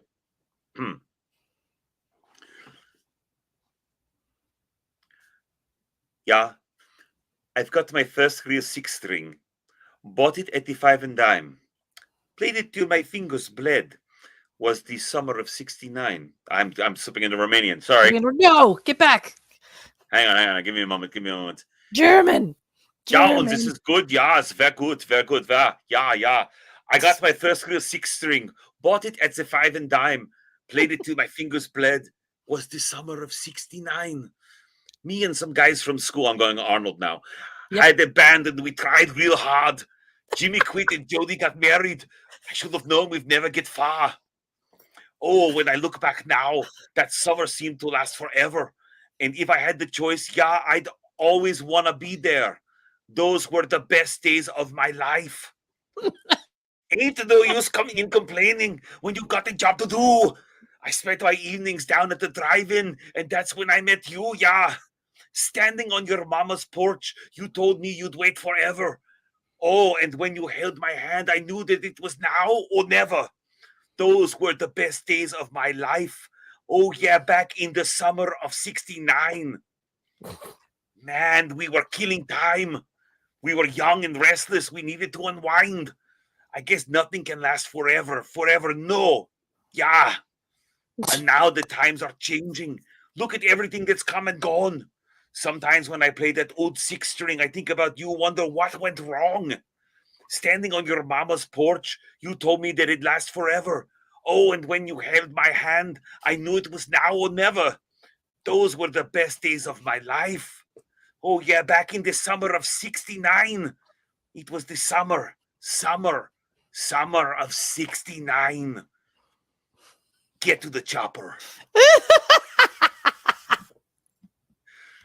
Sorry, I slipped into that and I just could not stop.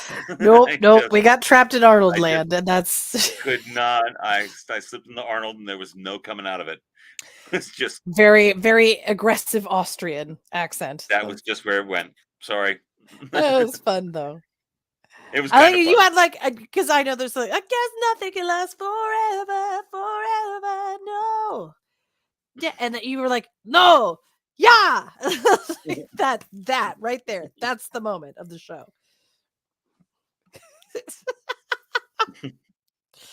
I can't wait. I can't wait to tell soft autumn ingenue, not sweet summer ingenue. Just like the first 15 minutes of the show. Soft autumn ingenue. I can't wait to tell her about summer of '69 Arnold Schwarzenegger version. It's gonna be very exciting.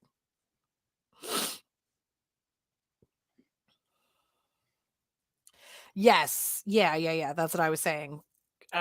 Kara, that we can TikTok clip that. Yeah, oh yeah, Kara. Soft autumn ingenue will we usually in the game stream we will send her clips timestamps of when we think would be good for her to take a look at and throw in, so we could absolutely have her do that one. I want to see if we have any lists of clips from previous shows. You put them up on here before, but now I'm trying to, because sometimes they're just so stupid funny.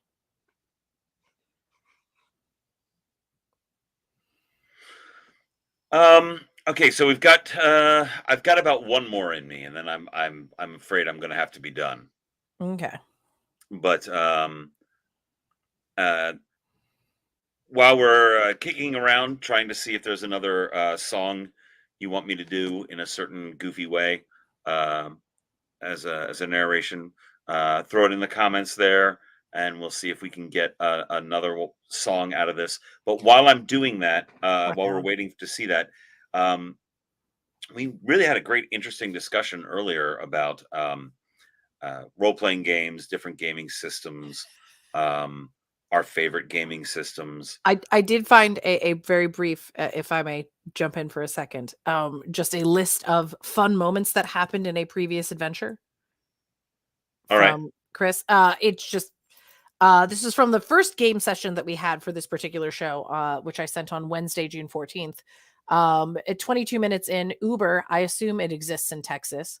At 1 hour in, blacklight shenanigans. At 1 hour and 11 minutes in, why not just punch through the wall? Angry white guys do it all the time. And at 1 hour 16, goblin vibes.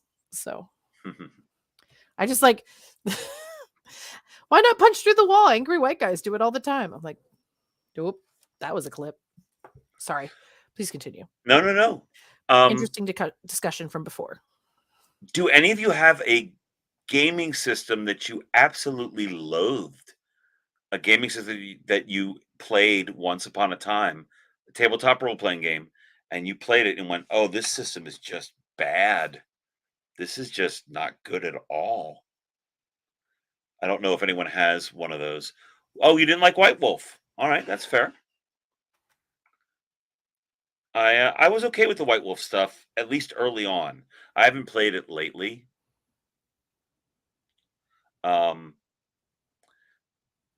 It was when I first started playing White Wolf, Vampire the Masquerade was just starting to do. They put out a live action role playing game book, and some of my friends worked on that. May have been the GM's fault. Yeah, I mean that's true. That's true. One of the things that I've discovered, you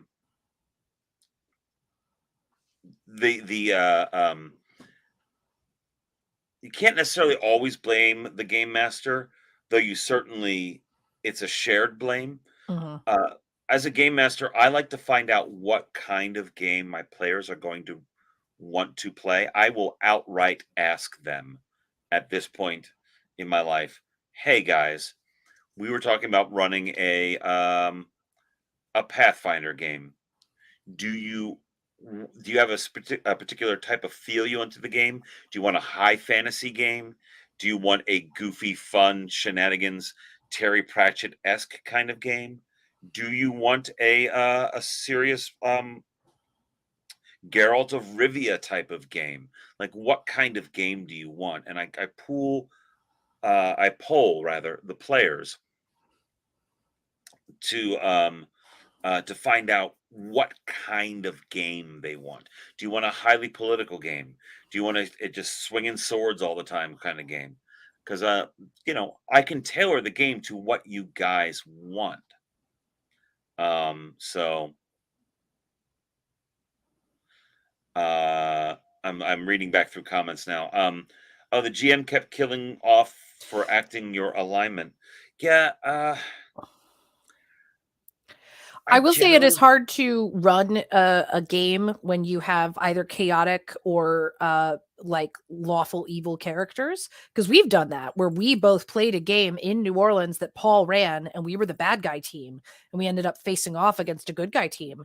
And it's hard, you play that character authentically and then you get kind of attached to it, but it can be like, okay, so we're making some really detrimental decisions here and we're burning down a village. Are we cool with this? Like, no, it's Well, it's not even that. Like, when you start, if you play a chaotic evil character, you are most likely going to betray the party, and that does not make for a good gaming experience for everyone. No. What makes, in my mind, the best, unless you go into it, hey, we're all against each other right from the get-go, then that's a completely different kind of game.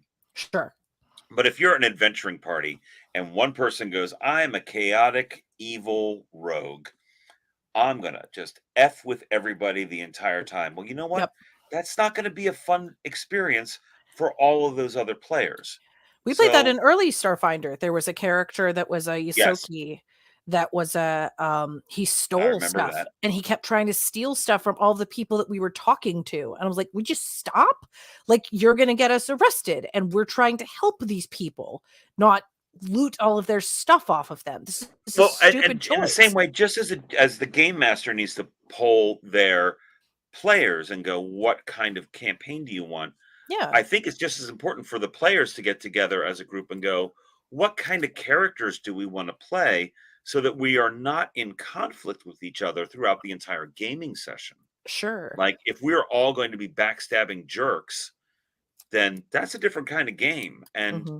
if you all want to do that, that's great. But one person doing it when the other three people in the other three players want to do a serious high fantasy game, and one person wants to be um, a Deadpool with no redeeming qualities, Yeah, then that's not fun for those other three people, and that's not fair to them.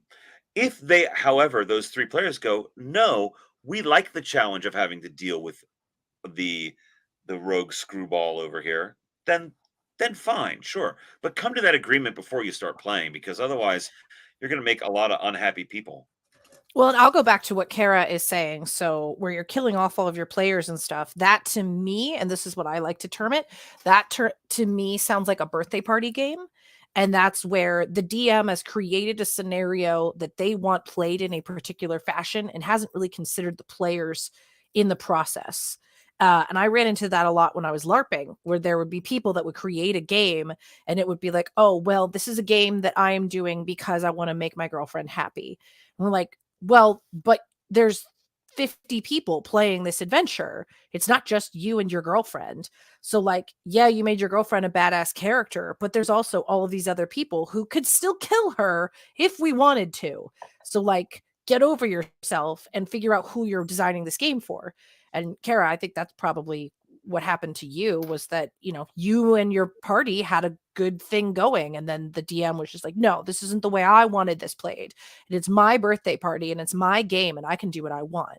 And at any time you go into a situation like that, it becomes just unbearable of like, we didn't do this for you. We wanted to do this for us. What? Okay. And that brings me back right again to what I said, communication amongst the players and the GM and the players and the players to figure out what everybody wants out of the experience. Do,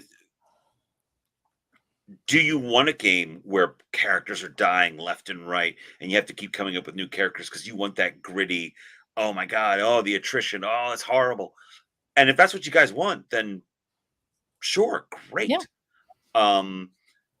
And if the GM doesn't want to run that kind of game, then you find a different GM. Or if the GM really wants to run a serious political thriller, he's got this idea for a storyline that's this great first couple of books of Game of Thrones before things started to go off the rails kind of plot that he wants to do. But the players are all like, no, we want to be goofball hack and slash. We want to be, the most recent Dungeons and Dragons movie, which is a fine film, but that does not fit in that Game of Thrones style. Then that GM should look for a group of players who do want to play that and not try to force their idea on that group of players. Or present it in the beginning and say, hey guys, I really want to run this kind of adventure. Are you cool with playing within that? Because then, you know, a lot of people, especially if you're friends, because a lot of people are playing D&D with their buddies, like, I'll be like, oh, okay, I was thinking of this kind of character. Does that work with your scenario? If it doesn't, then we'll come up with something else that works better. But you got to understand going into it, like, who's accomplishing what goals here. Is the GM trying to create a very specific environment that they want to test out and see how it goes and see if people enjoy it? Or is the DM serving their players of the players want to play a game where they're super chaotic or where they're just killing everything left and right? They want to encounter a lot of enemies. Like, you've got to be able to serve your community, or at least have an understanding going into it of the purpose of this game is this, whatever it is. Well, so like for this channel here, for my game coming up after Handler Z wraps up hers next week, just a subtle reminder that that's happening next week. I have been approaching players, potential players, and going, this is a game. It is a serious horror game. Not like the Tuesday night into the Feywild kind of thing. This is a serious. People are dying. This is grim, and it's set in 1936. And you're just regular people. Are you interested in this? And if they're not, I don't take personal offense to it. I'm like, okay, it's not your thing right now. It's cool. I get it. So I think that's an approach you have to take just in gaming in general. Although I do like what Kara's saying is that, you know, sometimes you do want a weird, wild, goofy break. Yep. And that's cool.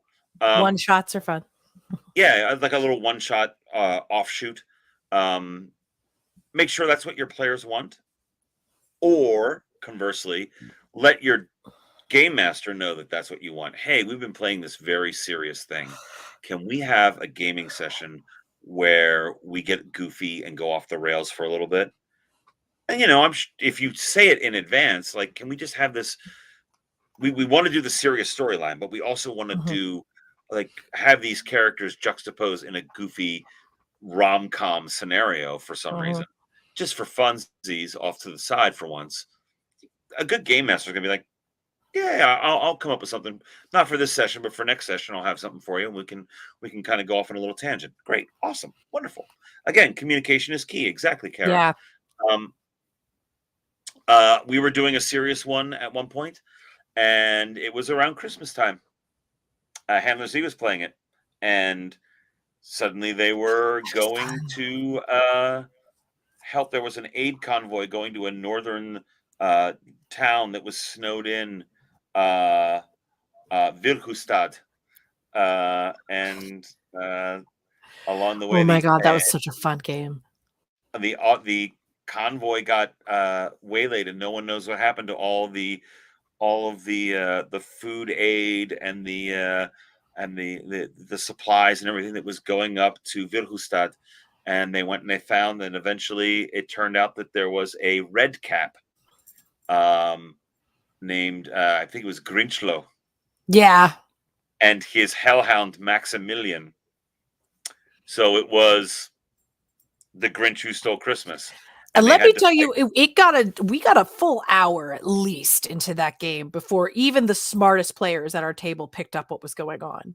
Oh yeah, because I was not obvious about it. No, it was not at subtle. all. And eventually they went, wait a minute. That was so clever. So yeah, that was, but you know, that was a deliberate side venture because it was around Christmas time, and we had been playing a very serious campaign. There was heavy stuff going on, and I was like, let's just do a little fun thing. And they all seemed into it. So I'm like, okay, we're gonna do a little fun thing off to the side over here. And then partway through the adventure, they were just like, hang on, wait a minute.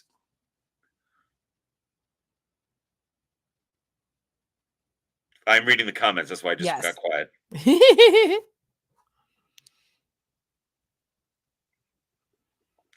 Right. Oh yeah. And it can be fun. Just again, communication being key. Make sure that that's what your players want, and as long as they want it, then awesome. and you don't have to give it to them right away, but like sneak it in then later, and then when it's revealed, like, oh no, we were in Disney World the whole time. Wait a minute. Yeah, and suddenly things start to click and make sense. Like, Yeah. oh, I didn't know. Yeah, love that. My favorite is when you manage to surprise your players in a good way with things, when it all of a sudden you see it click in their brains, like, oh, that's what this is. I get it. Mhm. As a game master, that is very rewarding. I want the players to succeed. I want to see that moment of revelation in their faces when they go, "Oh my god, that guy was actually the evil baron the whole time," kind of Mhm. thing. Oh, yeah, I love That those. that kind of reveal. Um, and it's not that I want the evil baron to kill them. Not at all. I want the heroes to win. That's a better story. But stringing them along until that reveal is the great part. Mhm. That's what I think helps with really good storytelling. As the game master, who is the storyteller, you're not actually the only storyteller. All the players are storytellers too. Your role playing games are a cooperative story. You are all working together to tell a story. The game master is there to keep things moving, to give a start point, and to adapt their their storyline and their world to the story that the players are also telling, and try to weave everything together and make a cohesive whole out of it. That to me anyway is what a game master is for and what they do. But the game master isn't there to go, this is the story and you're going to do it and it has to go this way. Mhm. Because at that point, why do you need players? Just write yourself a Just novella. write it. Yeah, No. but it's hard to write a I'm novella. gonna get off my soapbox now. I know I was just on there for a little bit. And we'll step down from that soapbox. I was hoping there would be a cat in here that I could put on the stream, but he has gone away. They're downstairs busy chasing moths. Oh, it is the time of moth. This is. Hmm. We should probably wrap up here. I can feel how swollen my feet are from sitting here Oh for my 2 goodness. hours. Did we have one last song? I saw that There was a weird one that got caught up. Metrodon by the Double Yeah. Clicks. I don't even know that one at all. It is very much, it is exactly about a Dimetrodon. So if you want to do a song about a Dimetrodon, that's what it's about. Without Ryan being here, I don't know that that's Right? fair. Yeah. One of the lyrics is, I picture the sailback giants of Dimetrodon. So that's what they are. I'm trying to think. There was another one that I was like, oh, we should do this, but I don't.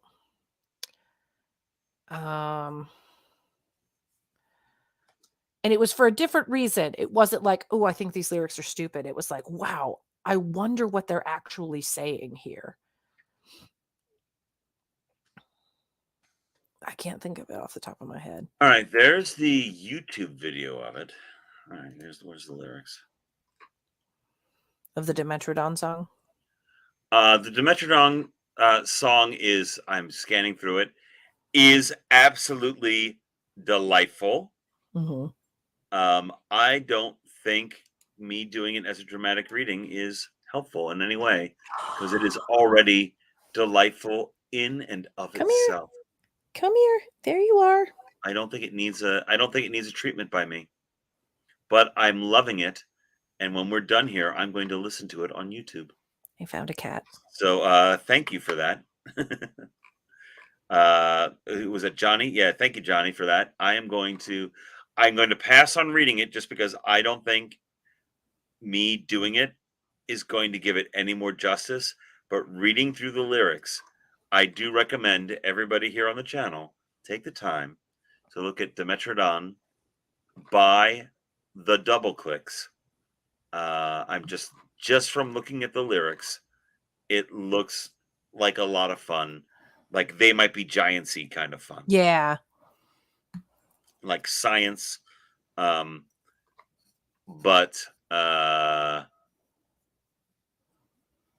it was science references, but still fun and goofy and This a is good time. Aramis. Aramis. Oh, and there's our cat Aramis. one of them. He's the big one. Um, Oh, you know now what, though? you've Having just said that, the taste of blood. He's very I excited. think I would like to, with everyone's indulgence, I'm going to wrap up the night with Particle Man by They Might Be Giants. Okay. Because I think this one might actually be fun. Well, how are you doing it? I think I'm just going to do an overly dramatic reading of it. Overly just dramatic looking at of it, Particle it Man. looks like it would be fun as just, and it's relatively short. No, you can't eat my cord. So we'll do that, and then we'll wrap everything up. Okay. All right. So Particle Man by They Might Be Giants as an overly dramatic presentation.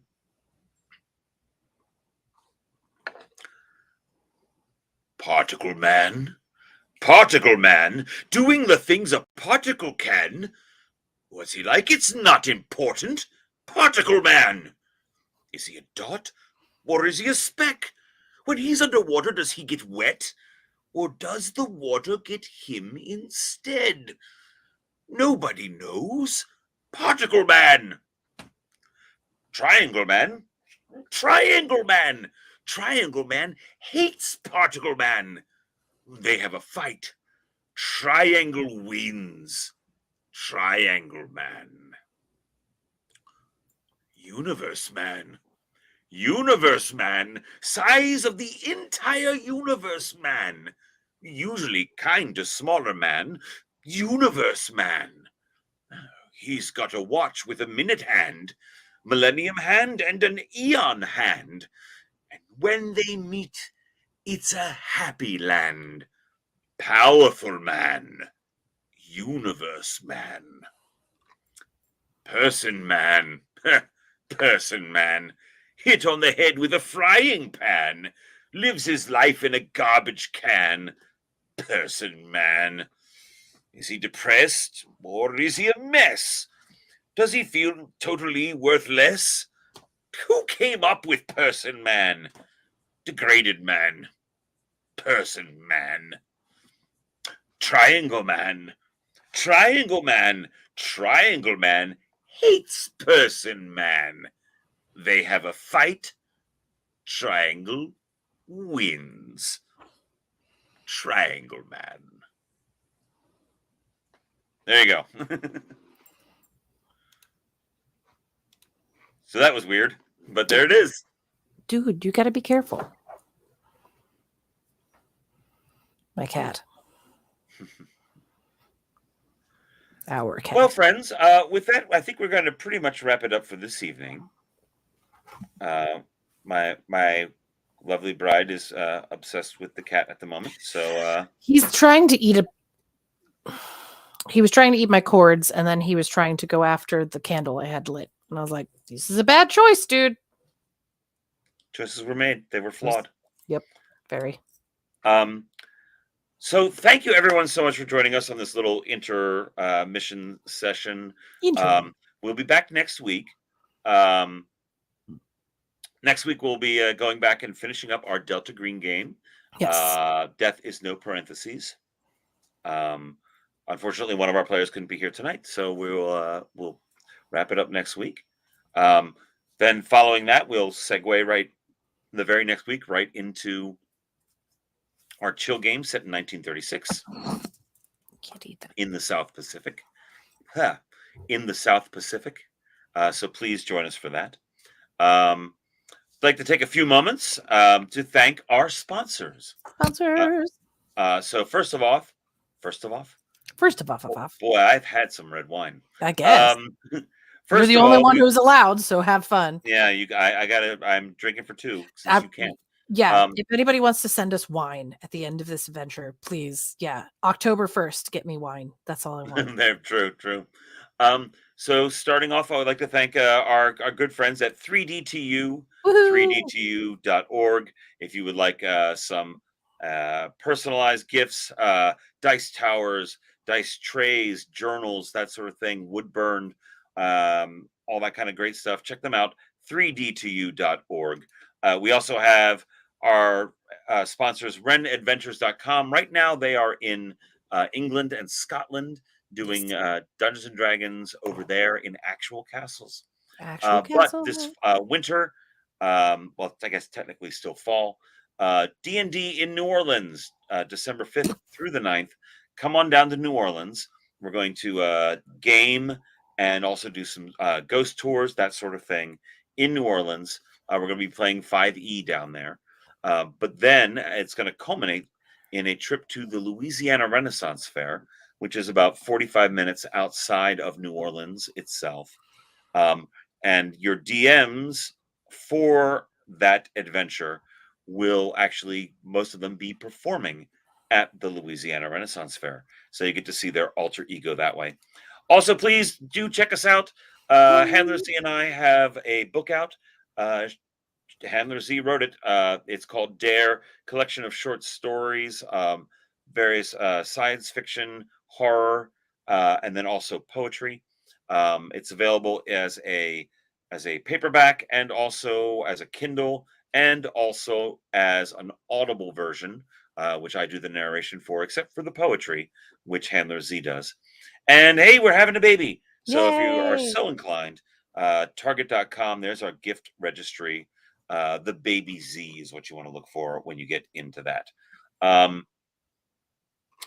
Beyond that, I think that's pretty much everything that we've got going on right now. Yeah, I will say very briefly, tomorrow, for those of you who are Chased Treasure fans, we should be having a live stream for Chased Treasure. That is the team that is based in Colorado, which apparently are all goblins. So if you're, what? Is it tomorrow? Tomorrow's Thursday. Sorry, Friday, this Friday. So sorry, I forgot that today was Wednesday. Memory is not great for me right now. So yeah, check them out on Friday. We should be streaming that on our Facebook and YouTube as well. So check out patreon.com/chase treasure or find us on chasetreasure.com for other information. We always keep everything up to date up there as well. So social media, we'll be announcing the event. And then Chase Treasure is going to be at a whole bunch of fairs coming up. Yes. We have, let's see. Okay, so we're still doing Colorado right now. We will be doing the Maine Renaissance Fair. That's the next one that I'm doing at the end of July. We also have a very brief appearance that will be happening at I think it's the Game Theater. They do an event that is sort of D&D themed, or it's more LARPy. So we'll be performing at that. And then we also have runs at the Pennsylvania Renaissance Fair, the Pittsburgh Renaissance Fair, Maryland, Louisiana. We have a lot of different festivals coming up soon. So just go onto our website. You'll get the most up-to-date information there. And then I will be performing at the Pennsylvania Renaissance Fair starting August 19th, I believe it is, is the opening day. Doing the Buckle and Swash sword fighting show with Ryan Gelotti, who's a regular player in my chill games. So you can see us there. Then segueing the second half of the run, I'll be doing the Mud Show there, the Mud Skippers Mud Show, which has some of your players on there. We've got Mitch, who is currently doing the Delta Green game. He will be in the mud pit with me there that whole time, as well as a couple other faces you might recognize that I'm not at liberty to discuss exactly yet, but very soon. We got to get contract signed. And then after that, I will be down at the Louisiana Renaissance Fair, and as a result, I will be involved in the Ren Adventures D&D tour. So we are looking very much forward to seeing all of you there. Beyond that, guys, thank you so much for joining us here tonight. I know it's weird that we do this every Wednesday. Like Wednesday, really? From 9 to 11. That's an odd time. But thank you so much for coming by every week and joining us for our weirdness. We really do appreciate it. And also, check us out on the Discord. Yes. You can find us. We have a Discord server. You can see it over there in the comments, or I'll throw it up here just for a quick second. Discord, a lot of stuff goes on there, not just for Gothic Horror Gaming, but for all of the Nat 21 Adventure streams. And we also do have a Patreon that you can come and join. we do special events. I've done a couple of them where I've been NPCs for various Grand Saint events. So you can check us out at patreon.com/net21 adventures. Check out there, and that gives you some cool perks, behind the scenes stuff that you can join us for all of that. Guys, thank you so very much. We'll see you next week, where we'll pick up our Delta Green game. Thank you, and have a great night. Bye. Oh, I guess since you're waving your hands, I'm ending the broadcast, huh? Yes, thank you. You're welcome.